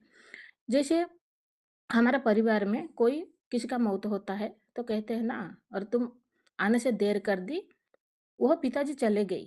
तो जिसको हम पिताजी संबंधित करते हैं वो तो पिताजी पड़े हुए हैं, वो चले गए कैसे? जिसको हम पिताजी संबोधित करते थे, वास्तव में वो आध्यात्मिकता शब्द में उनको आत्मा कहा जाता है। वो शक्ति हमारा शरीर में जब चले जाने से वो हमारा शरीर जैसे मुर्दा बन जाती है, तो हमको उनको जलाए देते हैं, मतलब दफनाए देते हैं, भसा देते हैं, जो भी करते हैं। लेकिन ये जो आत्मा की जो आध्यात्मिक वास्तव में जिसको आत्मा कहा जाता है, वो आत्मा को अनेक-अनेक शब्द में भी पहचानते हैं, जैसे प्राणवायु कहते हैं, जीवन शक्ति कहते हैं और चैतन्य शक्ति, सोल कहा जाता है। ये शरीर और आत्मा ये दोनों अलग-अलग चीज़ है, जिसको हम इस शरीर के मतलब सवेरे से लेकर के शाम तक का मैं और मेरा शब्द हम यूज करते हैं। ये दोनों मिला कर के ही जीवात्मा बनते हैं। एक दूसरे का ये परिपूरक है। आत्मा का 3 शक्ति है, मन, बुद्धि, संस्कार। मन का काम है सोच विचार करना, अच्छा बुरा, जिसको हम संकल्प शक्ति कहा जाता है। बुद्धि का काम है सही गलत का जजमेंट करना या निर्णय लेना, यानी और संस्कार है जो मन बुद्धि के द्वारा जो कर्म किया जाता है, तो वही बार-बार कर्म करने से हमारे मन बुद्धि के ऊपर जिसका छाप पड़ती है, उसको हम संस्कार कहते हैं या आदत या अभ्यास भी कहते हैं।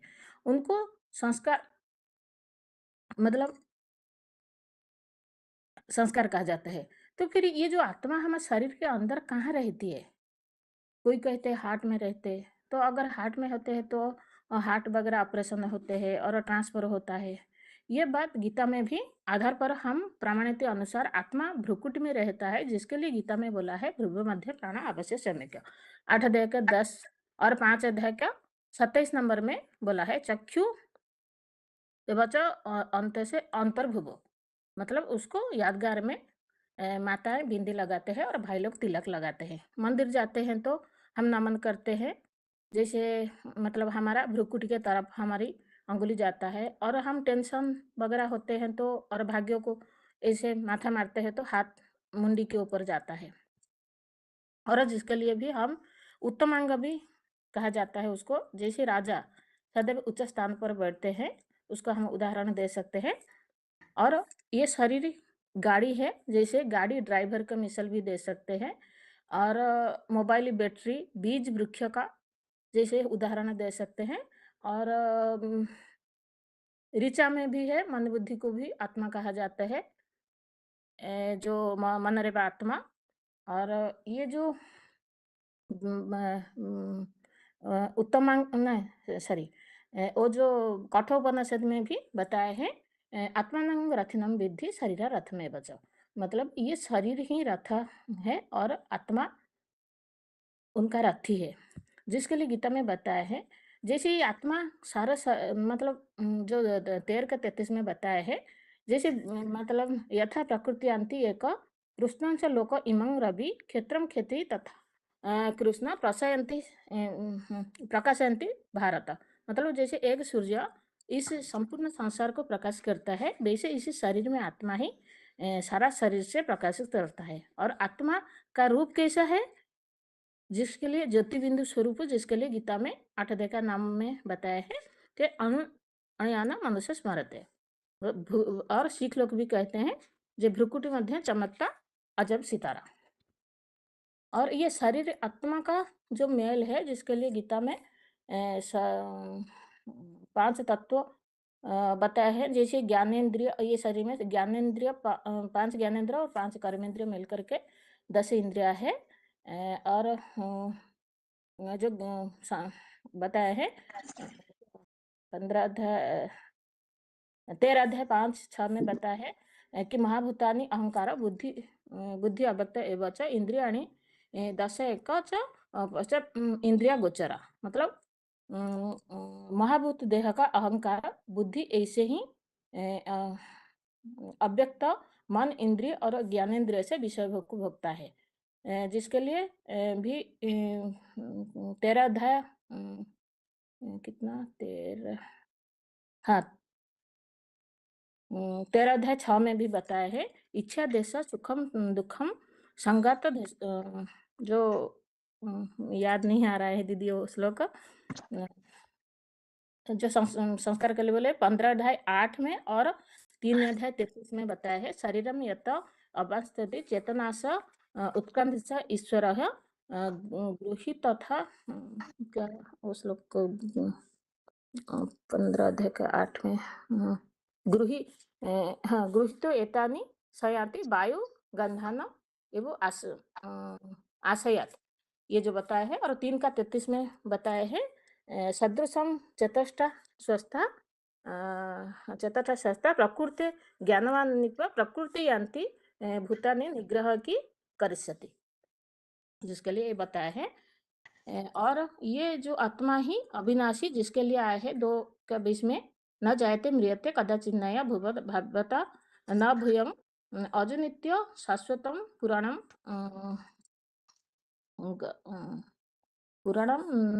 नहंति हन्यमाने शरीरे। और 2 का 30 में भी बताया है देहि नित्यम अवधेय देह अविश्व भारत तस्मान सर्वाणि भूतानि न त्वं चोचित महर्षि। ये शरीर विनाशी है, जिसके लिए 2 के 18 में बताया है अंतबंत इमा देहा नित्य युक्ता शरीरेण अप्रमेय अनासीन अप्रमेय से तस्त्वंसी युद्धस भारस। आत्मा जो एक शरीर रूपी वस्त्र बदल करके नया दूसरा वस्त्र लेता है, जिसके लिए गीता में आया है वंशा से जिन्नानि तथा विहाय नवानि गृहति नरपराणि तथा शरीरानि विहाय जिन्नानि न्यानि शयन्ति नवानि देहि। आत्मा के 5 तत्वों का असर नहीं होता है। ये जो गीता में बोला है ना, 2 अध्याय का 33 नंबर में बताया है, 23 नंबर में बताया है नैन छिदन्ति शस्त्राणि नैन दहति पावकः न चैन्य क्लेदय न्याप न शशन्ति मारुत। इसे आत्मा को शस्त्र नहीं काटते हैं, अग्नि नहीं जलाती, पानी भी नहीं भिगोता, हवा भी नहीं सुखाती। और आत्मा कोई बोलते हैं आत्मा भोगी, कोई बोलते हैं आत्मा अभोगी। वास्तव में आत्मा भोगी है, जिसके लिए 13 अध्याय के 20-21 में बताया है। और आत्मा निर्लिप्त आत्मा जिसके लिए बताया है 18 अध्याय का नाम में बताया है। ये आत्मा को ये आत्मा को ये चर्म चक्षु से नहीं देखा जाता है, जिसके लिए भगवान ने भी मतलब कृष्ण भगवान में गीता में दिखाया है कि अर्जुन को बोले हैं हे अर्जुन तुम ये जो चर्म चक्षु में मुझे नहीं देख सकते हैं, तो इसीलिए जो तुमको मतलब मैं दिव्य चक्षु देता हूँ, तो दिव्य चक्षु के द्वारा ही भगवान को जाना जा सकता है, देख सकते हैं, जिसके लिए 18 अध्याय नाम में बताया है या 15 अध्याय का 10 में बताया है ज्ञान चक्षुषा। और 18 अध्याय 9 में भी बताया है जो ये आत्मा जो निर्लिप्त के लिए बताया है श्रुत चक्षु स्पर्शनम रसनम प्राण एवच अधिष्ठाय मनश्च अहम विषयाना उपसेवते। मतलब ये सब विषय भोगों को ही आत्मा शरीर के द्वारा ही सेवन करता है।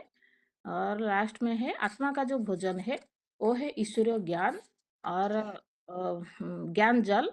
जैसे हम खाना खाते हैं, मतलब पानी नहीं पीने से वो पकता नहीं है, ऐसे ही आत्मा का जो भोजन है वो भगवान आकर के अभी हमको दे रहे हैं, जो ईश्वरीय याद और ज्ञान का जल है, ये दोनों मिल करके हम आत्मा को देंगे। और ये आत्मा कहाँ आता है तो हम अगली टॉपिक में समझेंगे।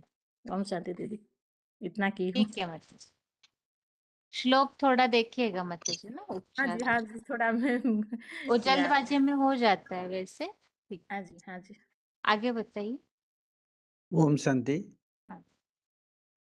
अभी 3 लोग का पर बताना है जो आत्मा राजयोग का शरीर तैयार किया है तो बताइए, नहीं तो 3 लोग चलो। नहीं, राज्य का आगे बताऊंगा, तैयार ठीक नहीं किया थोड़ा सा। तो 3 लोग के बारे में जो चित्र है, जो आत्मा भ्रुकुटी में रहकर ये शरीर के द्वारा जो पाठ बजाता है, वो आत्मा का वास्तविक घर कहाँ है, क्योंकि ये शरीर तो उसका टेम्परेरी घर है। जैसे एक्टर एक्टिंग करने के लिए जब जाता है वेशभूषा बदल कर जाता है, लेकिन उसका वास्तविक घर तो कहीं दूसरी जगह होता है। ऐसे आत्मा का घर वास्तव में परमात्मा आकर परिचय देते हैं। जो परमात्मा का घर है वही वास्तव में आत्मा का घर है, जिसके लिए 15 अध्याय का 6 में बताया न तच भाते से सूर्य न शशांक न पावक यद गत्वा न निवर्तन्ते तद्धाम परम। जो परमात्मा है वही पंचतत्व की दुनिया से परे परमधाम में रहते हैं, तो आत्माओं का घर भी वही परमधाम है। वही परमधाम से आत्माएं ये सृष्टि रूपी रंगमंच पर आकर शरीर रूपी वस्त्र को धारण करके यहाँ पाठ बजाते हैं। तो परमधाम में आत्माएं जो रहते हैं उनका सेटिंग भी अलग अलग है। जो परमात्मा सबसे ऊपर रहते, उनके पास जो आत्माएं रहते हैं वो श्रेष्ठ कैटेगरी के आत्मा होते हैं। जो सतयुगी आत्मा है परमात्मा के नजदीक रहते हैं, उनका नीचे त्रेता युगी आत्मा, उनका नीचे द्वापर युगी आत्मा, उनका नीचे कलयुगी आत्मा। क्योंकि ये दुनिया में 4 सीन सत्य, त्रेता, द्वापर, कली। सत्य त्रेता को स्वर्ग कहा जाता है और द्वापर कली को नरक कहा जाता है। तो स्वर्ग कोई ऊपर नहीं है कि नरक कोई नीचे नहीं है। इसलिए 16 अध्याय के 6 में बताया ये दुनिया में 2 प्रकार की बहुत मतलब सृष्टि होता है। देवताई सृष्टि जिसको स्वर्ग कहा जाता है और आसुरी सृष्टि जिसको नरक कहा जाता है। तो परमधाम से जो आत्माएं आते हैं वही परमधाम का ऊपर भी गीता में है कि अव्यक्तात् व्यक्तय सर्वे प्रभवन्ति हरागमे रात्रांते प्रलयन्ते तत्रैव अव्यक्त संज्ञा। वही परमधाम में आत्माएं अव्यक्त रूप में रहते हैं, जिसके लिए और भी एक गीता में श्लोक बताया, अव्यक्त दीनि भूतानि व्यक्त मध्यानि भारत अव्यक्त निधनानेव तत्र का परिदेवना। तो परमधाम से जो आत्माएं आते हैं सत्य त्रेता में अंतर्मुखी आत्मस्मृति में होते हैं, इसीलिए उनका मन बुद्धि पंच तत्व में रमण नहीं करता, जैसे अंतर्मुखी होकर रहते हैं। लेकिन द्वापर से जब देहभान को धारण करते हैं वो व्यक्त होते हैं, मतलब व्यक्त रूप में पाठ बजाते हैं। फिर अंत समय आता है तो फिर वो अव्यक्त स्थिति में चला जाते हैं, जिसके लिए जो कल्पांत समय होता है, जिसके लिए बताया सर्वभूतानि कौन्तेय प्रकृति में अंतिममेकम कल्पक है पुनस्तानि कल्पादो विसृजाम्यहम् 9 अध्याय का 7 में बताया। तो परमधाम का जो सेटिंग है उसको कल्पवृक्ष के द्वारा भी मतलब बताया जा सकता है। जैसे वृक्ष मतलब उसका रूट नीचे होता है और डाल पत्ते ऊपर होता है, लेकिन उसको अगर उल्टा रूप में देखेंगे तो मूल अगर ऊपर हो जाएगा। तो इसी 15 अध्याय का 1 में बताया और जो ऊर्ध्वमूलम अधशाखम अस्वस्थ प्राहुरवयम, मतलब ये सृष्टि एक उलट वृक्ष की तरह है। जैसे मतलब मूल इसका ऊपर की तरफ है, जो सत्य की आत्मा है, मूल स्वरूप आत्मा है, वो ऊपर स्थिति में रहते हैं। और जो डालिया के रूप में जो दिखाए धर्मपिता हैं वो सब नीचे के ऊर्ध्व मतलब नीचे जाते हैं। इसलिए गीता में भी बताया ऊर्ध्व गच्छन्ति सत्वस्था मध्य तिष्ठति राजसा जघन्य गुणवृत्तिष्ठा अधो गच्छन्ति तामसा। तो परमधाम का जो चित्र है वास्तव में यहाँ सृष्टि रूपी रंगमंच में ये पार्ट भी बजाने के लिए जब आत्माएं आते हैं, जो सत्य त्रेता की आत्माएं है वो स्वर्गीय स्थिति में स्वस्थिति में रहकर पाठ बजाते हैं, और जो द्वापर कली की आत्मा है वो नीचे पाठ बजाते हैं। हर आत्माएं जब परमधाम में जैसे रहते हैं, जो सृष्टि में आने का क्रम भी उनका ऐसे है। पहले पहले सत्युगी आत्मा आते हैं जो अच्छा पाठ बजाते हैं, सत्य त्रेता में आत्म स्थिति में होते हैं, दैवी पाठ बजाते हैं। उनका कर्म जो है अकर्म होता है, जिसका परिणाम ओनली सुख और शांति भोगते हैं। दुख और शांति का नाम निशान नहीं रहता। इसीलिए वो आत्माओं का दुनिया को स्वर्ग कहा जाता है। जो गोल्डन एज आत्माएं आती हैं,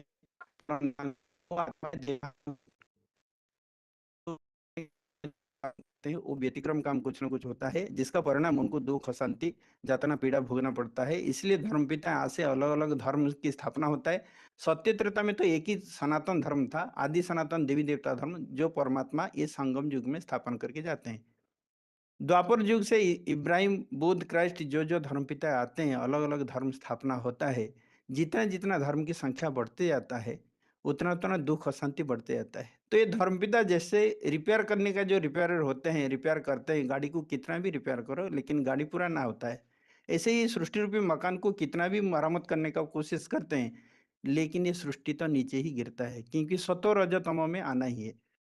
तो कलयुग का अंत तक हर धर्मपिताएं आकर जब ये सृष्टि को रिपेयर करने में असमर्थ होते हैं कि दुनिया और भी तामसी जर्जरीभूत अवस्था हो जाता है, तो परमात्मा आते हैं, जिसके लिए गीता में भी बताया 4 अध्याय का 7 में, जदा जदाई धर्मस्य ग्लानि भवति भारत।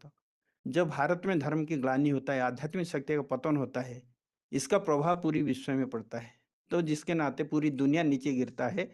जो आत्म स्थिति में रहने वाली आत्माएं वो देहभानी बन जाते, पंच तत्व में मन बुद्धि रमण करता है। इसलिए इंद्रिय ज्यादा होने के कारण मनुष्य इंद्रिय से सुख ज्यादा भोगते हैं, और जब जर्जरीभूत नारकीय सृष्टि बन जाता है, जो सुखदायी आत्माएं थे वही दुखदायी दुख देने का कारण बन जाते हैं।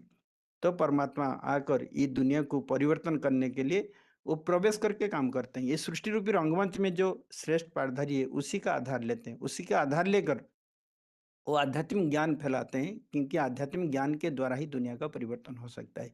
आत्मज्ञान परमात्मा ज्ञान सृष्टि का ज्ञान जो देते हैं, जो आत्माएं इसको अपनी स्वेच्छा से सुनते हैं, समझते हैं और जीवन में धारण करते हैं, उनका अंदर एक परिवर्तन आता है। यही पापात्मा ही देवात्मा बनते हैं। तो देवात्मा बनने के बाद जब सृष्टि का महाविनाश होता है, जो बीज स्वरूप आत्मा है, बीज रूप आत्मा है, वो इस दुनिया में रह जाते हैं। जैसे वृक्ष कटता है तो वृक्ष का हर अंग तो मिट्टी में मिलता है, लेकिन जो परिपक्व बीज होता है वो रह कर फिर नया वृक्षों को जन्म देता है। ऐसे ही सृष्टि रूपी रंगमंच पर जो देवात्मा है, जो देवत्व को धारण कर लेते हैं, वो महाविनाश को क्रॉस करने का जो टेक्निक है, परमात्मा जो बताते हैं, अव्यक्त स्थिति में रहना है, तो अव्यक्त स्थिति को धारण करके वो सती की दुनिया में उत्तीर्ण होते हैं, फिर नई कल्प की शुरुआत होता है। तो ये सृष्टि एक रंगमंच में, जैसे शेक्सपियर ने भी बताया कि ये सृष्टि जो है एक रंगमंच है और आत्माएं जो है एक्टर है, जो शरीर रूपी वस्त्र धारण करके यहाँ पाठ बजाते हैं। तो सत्य, त्रेता, द्वापर, कली 4 युग में आत्माएं धीरे धीरे धीरे धीरे नीचे उतरते हैं। सतयुग में 16 कला संपन्न आत्माएं थे, जो 150 साल का वो मतलब आयु होता था, ओनली 8 जन्म लेते हैं।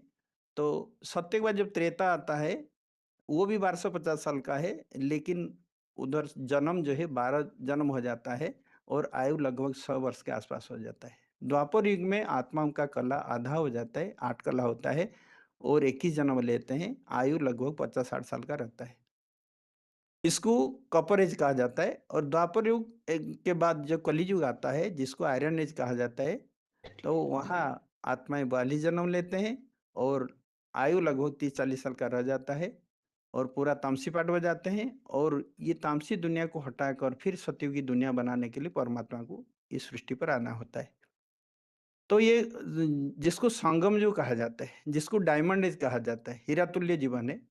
तो मनुष्य आत्मा सत्य, त्रेता, द्वापर, कली वो आत्मिक शक्ति से पाठ बजाते हैं, लेकिन संगम युग में जो परमात्मा आता है, परमात्मा को ज्ञान सुनकर जो ज्ञान योग की पावर से जो आत्मा जितना श्रेष्ठ बनते हैं, वो उनका अंदर इतना श्रेष्ठता, पवित्रता की पावर आता है। फिर जब परमधाम से नीचे उतरने का समय होता है, जिसका अंदर जो पावर भरता है उसी अनुसार वो दुनिया में प्राप्त मतलब पाठ बजाने के लिए आता है। परमधाम में भी सेटिंग ऐसे है, सबसे ऊपर जो परमात्मा रहते हैं, जिसको हम शिव कहते हैं, जो आत्माओं का पिता है, वो सब आत्माओं को घेर कर रहता है। उनका नीचे प्रजापिता जो मनुष्य सृष्टि का बाप है, वो हर आत्मा को घेरता है, लेकिन शिव को घेर नहीं पाता। ऐसे ही जो जितना पावरफुल आत्मा है, वो उतना ऊंची स्थिति में रहता है, और जो कमजोरी आत्मा है, जैसे कीट, पशु पतंगे की, पेड़ पौधे, ये सब आत्माएं नीचे किस्म में रहते हैं। जो आत्मा जितना पावरफुल आत्मा है, वो धरणी का उतना ऊपर ही रहता है, धरणी का आकर्षण से परे रहता है। लेकिन जो आत्माएं कमजोर है, जड़त्वमय बुद्धि, वो पृथ्वी का आकर्षण में रहते हैं, तो इसलिए उसको नीचे की तरफ दिखाया है। इसलिए परमधाम का जो चित्र है, वो परमधाम चित्र मतलब ऊपर नीचे करके दिखाया है। जो कलयुग का अंत में जब हर आत्मा जर्जरीभूत अवस्था में आ जाता है, ये दुनिया को परिवर्तन के लिए परमात्मा आते हैं। परमात्मा आकर ज्ञान युग के द्वारा मनुष्य आत्मा को देवात्मा बनाते हैं। उसके बाद ये दुनिया का विनाश होता है। तो दुनिया टोटल विनाश नहीं होता, कुछ ना कुछ जो बीज स्वरूप आत्मा है, 84 लाख योनि में ये दुनिया भरा हुआ है। हर आत्मा जो है वो पाठ बजाकर कलयुग का अंत में परमधाम जाएंगे, लेकिन 1 लाख आत्मा ऐसे निकलते हैं जो बीज स्वरूप स्थिति में स्थिर होते हैं और नई दुनिया को आरंभ करने का निमित्त बनते हैं। मनुष्य आत्मा शरीर छोड़ने के बाद वो मनुष्य के रूप में ही जन्म लेता है। ये गलतफहमी है शास्त्रों के अनुसार, जो मनुष्य 84 लाख योनि में रमण करता है, वास्तव में सही नहीं है। मनुष्य आत्मा में 84 लाख योनियों का गुण संस्कार हो सकता है। जो मनुष्य सृष्टि का बाप है, उसका अंदर तो हर प्रकार की गुण संस्कार होता है, लेकिन मनुष्य मनुष्य रूप में जन्म लेते हैं। क्योंकि शास्त्र में बहुत सारे प्रमाण देखने को मिलता है, जैसे द्रौपदी का पूर्व जन्म में वो शिव का भक्त करने वाले थे। ऐसे ही दूसरे दूसरे जो भी प्रमाण मिलता है, जो मनुष्य मनुष्य रूप में था, कोई पशु पक्षी योनि में नहीं जाते हैं, क्योंकि मनुष्य जीवन में इतना दुख अशांति है, दूसरे योनि में जाने की जरूरत नहीं पड़ता। तो ये हमको, जैसे आम का गुठली को अगर हम डालेंगे, वो आम का पेड़ बनेगा, कोई इमली का पेड़ नहीं बनेगा। तो ऐसे ही जो आत्मा जिस योनि में जन्म लेता है, वो अच्छा कर्म करता है तो अच्छा घराने में जन्म लेता है, और बुरा कर्म करता है तो बुरा घराने मतलब दुख अशांति परिवार में जन्म लेता है। तो मनुष्य मनुष्य रूप में जन्म लेता है, दूसरे योनि में जाता नहीं। हाँ, मनुष्य जीवन जो दुर्लभ जीवन कहा जाता है, संगम जीवन जो परमात्मा के द्वारा जब ज्ञान मिलता है, तो इंद्रियों को दमन करने का, आत्म स्थिति में स्थिर होने का और देहभान को हटाने का जो क्रम होता है, यही वास्तव में मनु के औलाद मनुष्य जीवन कहा जाता है। मनुष्य जीवन दुर्लभ कहा जाता है। वास्तव में ये चढ़ती कला की बात है। जब अंतिम समय में, कलयुग के अंत में आत्माएं, देवात्माएं जब राक्षसी बन जाते हैं, आसुरी आत्मा में परिवर्तन हो जाते हैं, उनको ब्रह्मा के द्वारा परमात्मा आकर जो ज्ञान देते हैं, जिसके द्वारा उनको ब्राह्मण बनना पड़ता है, क्योंकि ये दुनिया जो है संगम युग में ब्रह्मा के संतान बनते हैं, और ब्राह्मण तो हासिल करके जो संपन्न ब्राह्मण बनते हैं वो देवता कहते हैं। जो देवताओं को सत्य युग में आना होता है, त्रेता युग में क्षत्रिय, द्वापर युग में वैश्य और कलयुग में शूद्र का जन्म होता है। तो ऐसे ही ये 4 युग से प्रसार होने के बाद ये दुनिया अभी संगम युग में आ चुका है। परमात्मा आकर ब्रह्मा विष्णु शंकर, जिसको सूक्ष्म वतन में दिखाया कि ब्रह्मापुरी, विष्णुपुरी, शंकरपुरी, वास्तव में ऐसी कोई ऊपर सूक्ष्म वतन है नहीं। वास्तव में ज्ञान देने के लिए जो परमात्मा आते हैं, ब्रह्मा विष्णु शंकर 3 मूर्ति के द्वारा 3 प्रकार की पाठ बजाते हैं, जिसके लिए 4 अध्याय का 8वें में बताया, परित्राणाय साधुनां विनाशाय च दुष्कृतम् धर्म संस्थापनार्थाय संभवामि जुगे जुगे। जो परमात्मा आके 3 प्रकार कर्तव्य करते हैं, ब्रह्मा द्वारा जो शूद्र को ब्राह्मण बनाने का जो बेसिकली नॉलेज है वो देते हैं, उस पढ़ाई को जो वो पढ़ते हैं, वो वो मुख वंशाली, कोख वंशाली 2 प्रकार के ब्राह्मण पैदा होते हैं। ब्रह्मा की संतान जो उनका प्यार को समझते हैं, उनका अनुकूल चलते हैं, उनको मुख वंशाली ब्राह्मण कहा जाता है, जो ज्ञान को महत्व देते हैं। और जो कुख वंशाली ब्राह्मण है, वो ब्रह्मा के द्वारा ज्ञान तो सुनते हैं, लेकिन वो गुण संस्कार को परिवर्तन नहीं करते, आसुरी चलते हैं, वो आसुरी ब्राह्मण कहा जाता है। फिर शंकर के द्वारा पाठ बजता है, जो आसुरी ब्राह्मण को जो आसुरित्व नष्ट करने का काम होता है, जिसको शंकरपुरी के रूप में दिखाया है। आसुरित्व नष्ट होने के बाद जो दैवी संतान बचते हैं, विष्णु की द्वारा पालना, तो ये जो सूक्ष्म वतन दिखा है, वास्तव में सूक्ष्म स्थिति की बात है। परमात्मा आते हैं तो ये 3 मूर्ति का आधार लेकर सूक्ष्म स्थिति का पाठ बजाकर मनुष्य का मन बुद्धि को परिवर्तन करने का काम करते हैं। तो धर्म सत्ता और राज सत्ता दोनों प्रकार की परिवर्तन होने के बाद ये दुनिया स्वर्ग बनता है। तो इसलिए कलयुगी नरकीय दुनिया को सतयुगी स्वर्ग दुनिया बनाने का जो क्रम चल रहा है, पढ़ाई चल रहा है, ये 7 दिन का जो कोर्स है, इसे तो दूसरा ये कोर्स है 3 लोग का, और भी चित्र समझना है। ये पूरा कोर्स समझेंगे तो हमारा अंदर एक परिवर्तन हम जान सकेंगे। तो इसलिए आध्यात्मिक विद्यालय में का जो पढ़ाई है, इसका गुरु के रूप में एक परमात्मा ही है, जो कि बाप, टीचर, सदगुरु के रूप में मनुष्य को परिवर्तन करने का अभी इस दुनिया में काम कर रहे हैं। इसीलिए उसको ध्यान से हम सुनेंगे, समझेंगे, तब जाके हमारा अंदर परिवर्तन आएगा। ओम शांति। ठीक है, आगे बताइए माता जी, मानसा के माता जी। हाँ जी, ओम शांति दीदी। हाँ जी। आत्मा का परिचय के बारे में बताएंगे दीदी कि कलयुग के अंत में जब सभी आत्माएं दुखी और परेशान हो जाती है तो सभी भगवान को पुकारने लगती हैं। तो कलयुग के अंत में संगम में भगवान आते हैं और आत्मा और परमात्मा का परिचय देते हैं। तो कि मैं कौन हूँ। तो जन्म से तो सभी किसी का नाम नहीं होता, शरीर का ही नाम पड़ता है कि मैं डॉक्टर हूँ, किसान हूँ या इंजीनियर हूँ, अलग अलग नाम से बताते हैं। तो भगवान बताते हैं कि जब जैसे शरीर अलग चीज है और आत्मा अलग चीज है, तो ये दोनों मिलते हैं तो जीवात्मा, जीवित आत्मा कही जाती है। तो फिर ये जो आत्मा और शरीर, ये दोनों एक दूसरे के पूरक कही जाती है। तो शरीर के बिना आत्मा कोई काम नहीं कर सकती और आत्मा शरीर के बिना काम नहीं कर सकती। तो जैसे गीता के 11वें अध्याय उसके 11वें अध्याय के 54वें श्लोक में भी आया प्रवेश तुम। तो जैसे शिव की आत्मा के और कोई अंग नहीं होते, तो वो भी प्रवेश करके ज्ञान सुनाते हैं। तो मतलब शरीर के बिना आत्मा कुछ काम नहीं कर सकती। तो जैसे और भी बताया कि जैसे कोई मोटर कार है, तो उसके अंदर अगर अच्छा ड्राइवर नहीं है चलाने वाला, तो वो उस ड्राइवर के बिना मोटर कार कुछ कार्य नहीं कर सकती। तो ऐसे ही शरीर है, वो आत्मा के बिना कुछ नहीं कर सकता। तो प्रकृति के 5 तत्व अलग हैं, पृथ्वी, जल, वायु, अग्नि, आकाश, और ये जड़ तत्व हैं और आत्मा अलग है। तो जब आत्मा शरीर से निकल जाती है, तो आत्मा क्या चीज है, मन, बुद्धि, ये इनका स्वरूप है, जो वही आत्मा कही जाती है। तो जब कोई शरीर छोड़ती है आत्मा, तो ऐसे थोड़ी कहेंगे कि इसमें से जो शरीर है वो तो जैसे वहीं वहीं 5 तत्व हैं वो तो वही है, तो क्या निकल जाती है उसमें? आत्मा, मन, बुद्धि निकल जाती है। तो वो शरीर को तो दबाया जाता है, जलाया जाता है, लेकिन आत्मा तो अजर अमर है, उसको ना ही काटा जाता है, श्लोक में भी आया जैसे, और ना ही उसको भिगोया जाता है, ना ही उसको कोई खत्म कर सकता है। तो इस तरह आत्मा का स्वरूप क्या है? वो तो अति सूक्ष्म अणुरूप है। तो वो अनुरूप है और उस ज्योतिर्मय है, तो उसमें अनेक जन्मों के संस्कार भरे हुए होते हैं। तो एक वेद की ऋचा में भी आया है, मनरेव आत्मा, तो मन बुद्धि है वही आत्मा है। तो जो मन बुद्धि की जो पावर है वही आत्मा है, और इस मन बुद्धि में ही आत्मा में ही अनेक जन्मों के अच्छे बुरे संस्कार भरे जाते हैं। तो जब आत्मा अनेक जन्म लेती है तो उसमें इस जन्म के भी और पूर्व जन्म के भी अच्छे बुरे संस्कार भरे जाते हैं। तो ये आत्मा जब कोई अच्छे कार्य करती है तो अच्छे संस्कार भरे जाते हैं, और बुरे काम करते हैं तो आत्मा में बुरे संस्कार पक्के हो जाते हैं।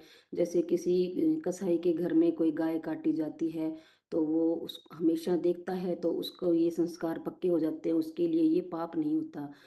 तो ये उनके संस्कार हो जाते हैं। तो आत्मा जब शरीर छोड़ती है, दूसरा जन्म लेती है, तो ये उसी के हिसाब से उसको अच्छा बुरा जन्म भी मिलता है। और आत्मा है जो ये प्रकृति के मध्य में रहती है। तो घोर मध्य जैसे आया गीता में, तो आत्मा ऊंचे स्थान पर रहती है। जैसे राजा ऊंचे स्थान पर बैठता है तो वो राजा सभी इंद्रियों को चलाता है। तो आत्मा में भगवान आकर पावर भरते हैं। तो मतलब जब आत्मा कई जन्म लेते लेते आत्मा की पावर क्षीण हो जाती है, और भगवान आकर आत्मा में हमारी पावर भरते हैं। इतना ही आता है दीदी। ओम शांति। ठीक है माता जी। आगे बताइए। बनारस 29,876।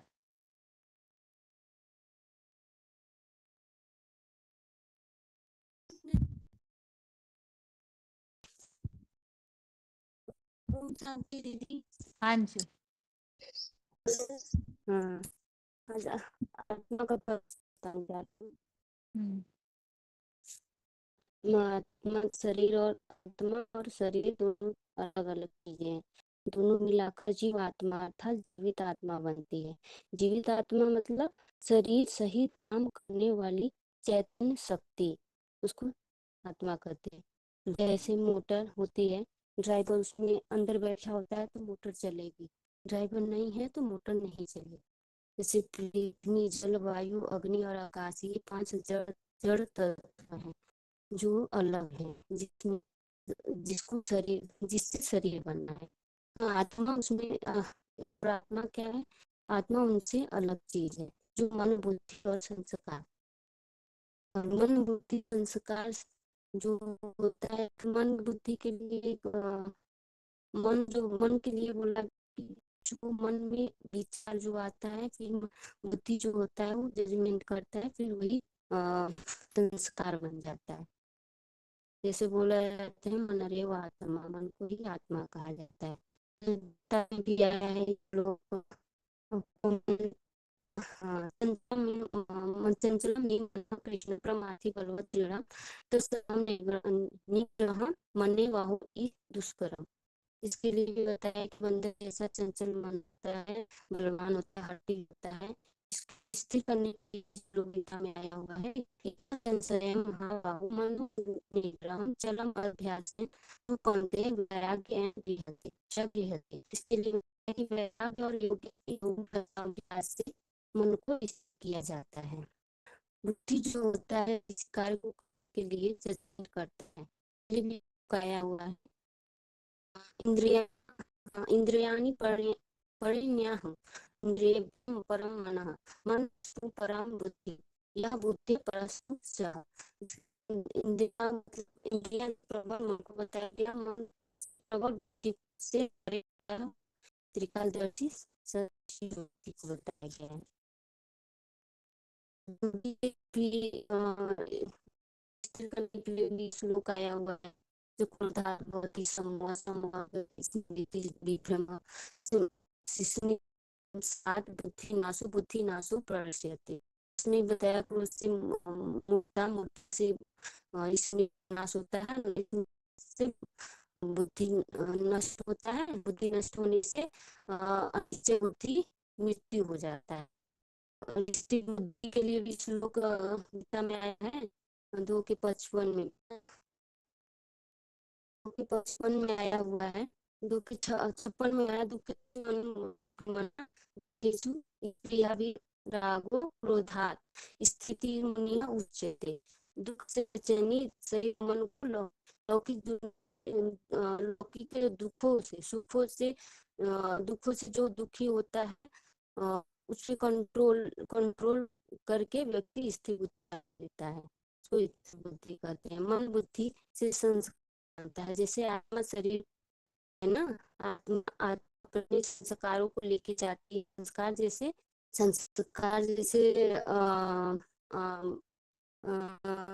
से उसी संस्कार के अनुसार ही अलग जन्म मिलता है ना, जैसे फूलों का सुगंध एक जगह से दूसरी जगह ले जाती है, आत्मा संस्कारों के द्वारा ही अच्छे कर्म करती है।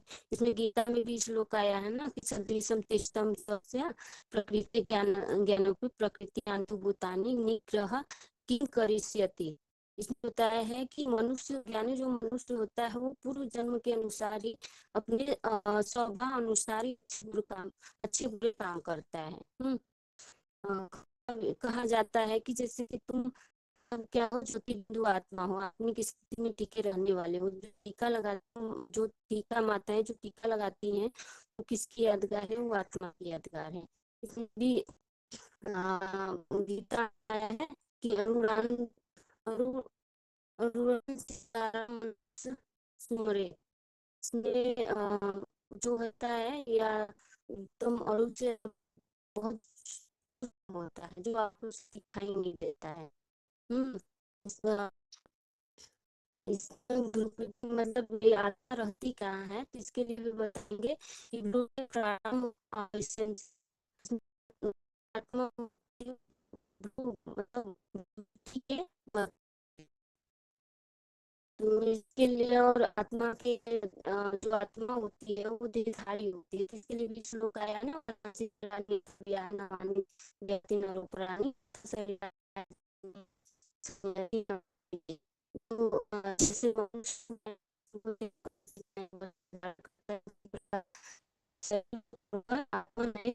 शरीर को धारण करती है।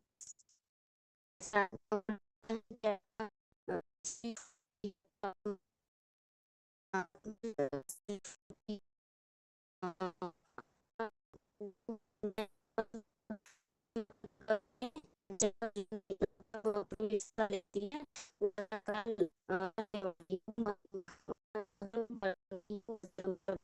है वो होता है उस चक्र में आती है। तो जो हर आत्मा जो होती है अपना अपना पाठ हो जाती है ना, तो उसके लिए भी लोग आया है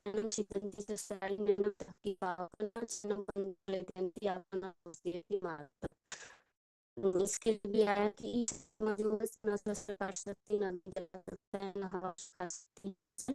भी हो सकती है। जैसे लगता है कि जैसे चीटी कबाब चीटी होता है, हाथी कबाब हाथी होता है, कबाब साफ होता है, तो इससे आत्मा का बिंदु होता है। तो परमात्मा बिंदु का भाव पर ज्योति बिंदु मतलब जो शिव बड़ा कार्य दिखाया जाता है वो शिवलिंग है ना, परमात्मा बड़ा काम करते हैं तो उनका शिवलिंग दिखाया जाता है। आत्माएं छोटे छोटे काम करते हैं तो उनको शालिग्राम दिखाया जाता है। क्योंकि आप आत्मा जो होती है, आप जब सृष्टि पर आते हैं तो किसी बुद्धि वाले मिट्टी के टुकड़े को धारण करती है, उसमें प्रवेश होती है। गीता में क्या है ना, प्रवेश करने योग्य हो, बताया जाता है ना जैसे भूत प्रेत आत्माएं जैसे प्रवेशता लेती है, वैसे ही शिव बाप भूत प्रेत तो अलग चीज है ना, वो अपने कर्मों के हिसाब से जो भी पुण्य चढ़ा होता है उसके हिसाब से हिसाब किताब रहता है, उसके हिसाब से उनका जन्म होता है। उनका प्रवेशता बिल्कुल अलग है। इसमें बताया ना कि तब कलयुग के अंत में जब परम परमात्मा आते हैं तो बुद्ध रूप से शिव में आते हैं और अपना पढ़ा करके बच्चों को अपना परिचय देते हैं कि मैं एक ज्योति बिंदु आत्मा हूँ। जैसे आसमान में चमकते हुए सितारे होते हैं, जैसे हम धरती पे चमकते हुए सितारे हैं। इसमें भी बताया गया ना जैसे कि शिव और शंकर, जैसे शिव क्या है वो कल्याणकारी और शंकर क्या है वो उद्धारकारी। हेलो मतलब जी आवाज बहुत ज्यादा कट कट हो रहा है आपका, समझ में नहीं आ रहा है आप क्या बता रहे। बहुत प्रॉब्लम चल रहा है। मतलब समझ में ही नहीं आ पा रहा है आप क्या बताना चाह रहे हैं। बहुत बार उठवा दीजिए, हम नेटवर्क की प्रॉब्लम से नहीं कर पाते। अभी भी नहीं सुनाई दे रहा दीदी। क्या माता जी? हेलो हाँ अभी जी। भी नहीं सुनाई दे रहा दीदी। नहीं, शब्द समझ में नहीं आ रहे, जैसे एक एक शब्द कट रहा है, तो आवाज आप क्या बता रहे हो नहीं समझ आ रहा है। दोबारा फिर बताइएगा माता जी, शाम के क्लास में, अगले क्लास में, ठीक है। ठीक है दीदी। आगे बताइए। बालेश्वर 25,631। हाँ, ओम शांति बहन जी, मैं हाँ पूरा जी। शॉर्ट में बताऊंगी। हाँ जी। आत्मा परिचय।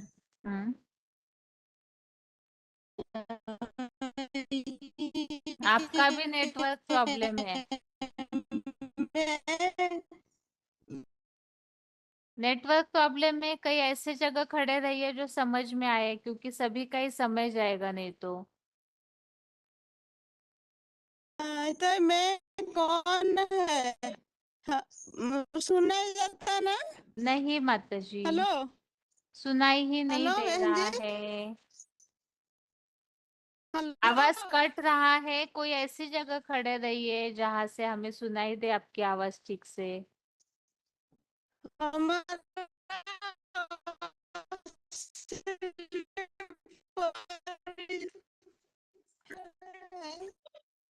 जगह बदली या तो फोन स्विच ऑफ करके ऑन कीजिए माता जी, तो टावर आएगा। जबलपुर के माता जी बताइए तब तक। ओम शांति बहन जी। हाँ बा- जी। मैं मतलब आत्मा का परिचय मैं और मेरा कहते ना, आप मैं आत्मा माने का क्या? परिचय अभी तक एक बार भी नहीं बताए। नहीं बहन जी, मैंने बताया ही नहीं, मेरा नंबर ही नहीं लग रहा बहुत दिन से। अच्छा, बहुत दिन बाद बताइए। आज नंबर लगा है। हम्म। तो मैं और मेरा, तो मैं माने शरीर और मतलब कहने वाली आत्मा। तो आत्मा कैसे, मतलब शरीर और आत्मा, तो आत्मा के आत्मा मतलब कहाँ रहती है? तो आत्मा मतलब कोई को बताएंगे कि आप कौन हो, आप तो वो कहेंगे हम डॉक्टर हैं, वकील हैं, इंजीनियर हैं। ये तो आपके नाम का, आपका परिचय नाम है, आपका परिचय सही क्या है? तो वो कहेंगे वो बता ही नहीं पाएंगे, तो कहेंगे आपका सही परिचय आत्मा। तो आत्मा कहाँ रहती है उनसे पूछेंगे, तो वो उनको तो पता नहीं रहता, तो बताएंगे आत्मा भक्ति के मध्य में रहती है। तो आत्मा आत्मा भक्ति के मध्य रहती है। आत्मा और शरीर मिलके जीव आत्मा बनते हैं। तो आत्मा की 3 शक्तियां हैं, मन, बुद्धि और संस्कार। मन चंचल रहता है तो बुद्धि उसको कंट्रोल करती है। बुद्धि और मन बुद्धि से जो संस्कार बनते हैं वो संस्कार बनते हैं। जैसे कोई कसाई का बच्चा है तो बचपन से गाय काटता है, तो उससे कहेंगे कि तुम गाय मत काटो, तो वो तो उसके संस्कार बने हैं ना, वो तो गाय काटेगा। तो आत्मा तो वो तो काटेगा, तो उसको तो वो संस्कार बन गए ना। तो ऐसे ही मन बुद्धि आत्मा के जन्म जन्म के संस्कार बन जाते हैं। और आत्मा की शक्ति, आत्मा कैसी होती है? गीता में लिखा अणु सम अणु, अणु से भी छोटी होती है गीता। और आत्मा को न शस्त्र काट सकते, न पानी भिगो सकता, न आग जला सकती है। गीता के दूसरे अध्याय में श्लोक का अर्थ नहीं मालूम है, श्लोक का अर्थ मालूम है जी, श्लोक नहीं मालूम। तो उसमें दिया है नैनम छत्राणि छत्राणि, ये वाला श्लोक है, उसमें दिया है। तो आत्मा क्या, आत्मा की 3 वो आत्मा आत्मा निर्लेप, दुनिया में तो कह देते हैं आत्मा निर्लेप है, मगर आत्मा निर्लेप नहीं होती, आत्मा में ही लेप छेप रखते। क्योंकि शरीर तो नश्वर है, शरीर तो 5 तत्वों का पुतला है। कोई यदि शरीर छोड़ देता है तो कहते हैं कि क्या हो गया, थोड़ी देर पहले आके मिल लेते, तो उसके अंदर से क्या गया, उसके अंदर से वो शक्ति चली गई जो उसके अंदर थी। कौन सी शक्ति? आत्मा। आत्मा निकली तो शरीर तो नश्वर हो जाता है ना, उसके 10 इंद्रियों से गंध निकलने लगती है। तो वही आत्मा ही एक चेतन शक्ति जो शरीर को चलाती है। शरीर को चलाने के लिए आत्मा जैसे ड्राइवर है, मोटर में ड्राइवर बैठेगा तभी तो मोटर चलेगी। तो फिर ड्राइवर को भी तो ड्राइवर भी कैसे, उसके ड्राइवर का भोजन है दाल चावल, ऐसे ही आत्मा का भोजन क्या है? आत्मा शरीर, आत्मा आत्मा कैसे चलेगी? आत्मा के लिए भी भगवान परमपिता परमात्मा जो षष्ठी पे आते हैं, परमपिता परमात्मा शिव, उनको जान के, उनको पहचान के, उनकी बायोग्राफी समझ के उनको याद करेंगे, तभी आत्मा को पहचान पाएंगे, खुद की भी आत्मा को पहचानेंगे, परमपिता परमात्मा को पहचानेंगे। तो भगवान वही समय है, अभी है। आत्मा को पहचानो, परमपिता परमात्मा को पहचानो। और भगवान कहते मन रेव आत्मा, मुझे बताओ कि ऋचा हमें दिया गया मन रेव आत्मा। तो आत्मा ही मतलब आत्मा ही ऐसी शक्ति है जो शरीर को पूरा चलाती है। जैसे राजा रहता तो राजा हमेशा ऊंची गद्दी पे बैठता है ना, और आर्डर देता है, तो ऐसे ही आत्मा पूरे शरीर को चलाती है। आत्मा निकलती है तो शरीर निर्जीव हो जाता है और शरीर की सारी शक्तियां खत्म हो जाती हैं, और सारी शक्तियां खत्म हो जाती है। इसलिए आत्मा का परिचय इसलिए जरूरी है कि जब हम आत्मा को जानेंगे जब ही हम परमपिता परमात्मा को पहचान पाएंगे। यदि हम आत्मा को ही नहीं जानेंगे तो भगवान को कैसे पहचानेंगे? उसको पहचानने के लिए हमारे आध्यात्मिक विश्वविद्यालय में आइए, आपको और अधिक जानकारी मिलेगी। ओम शांति। जी।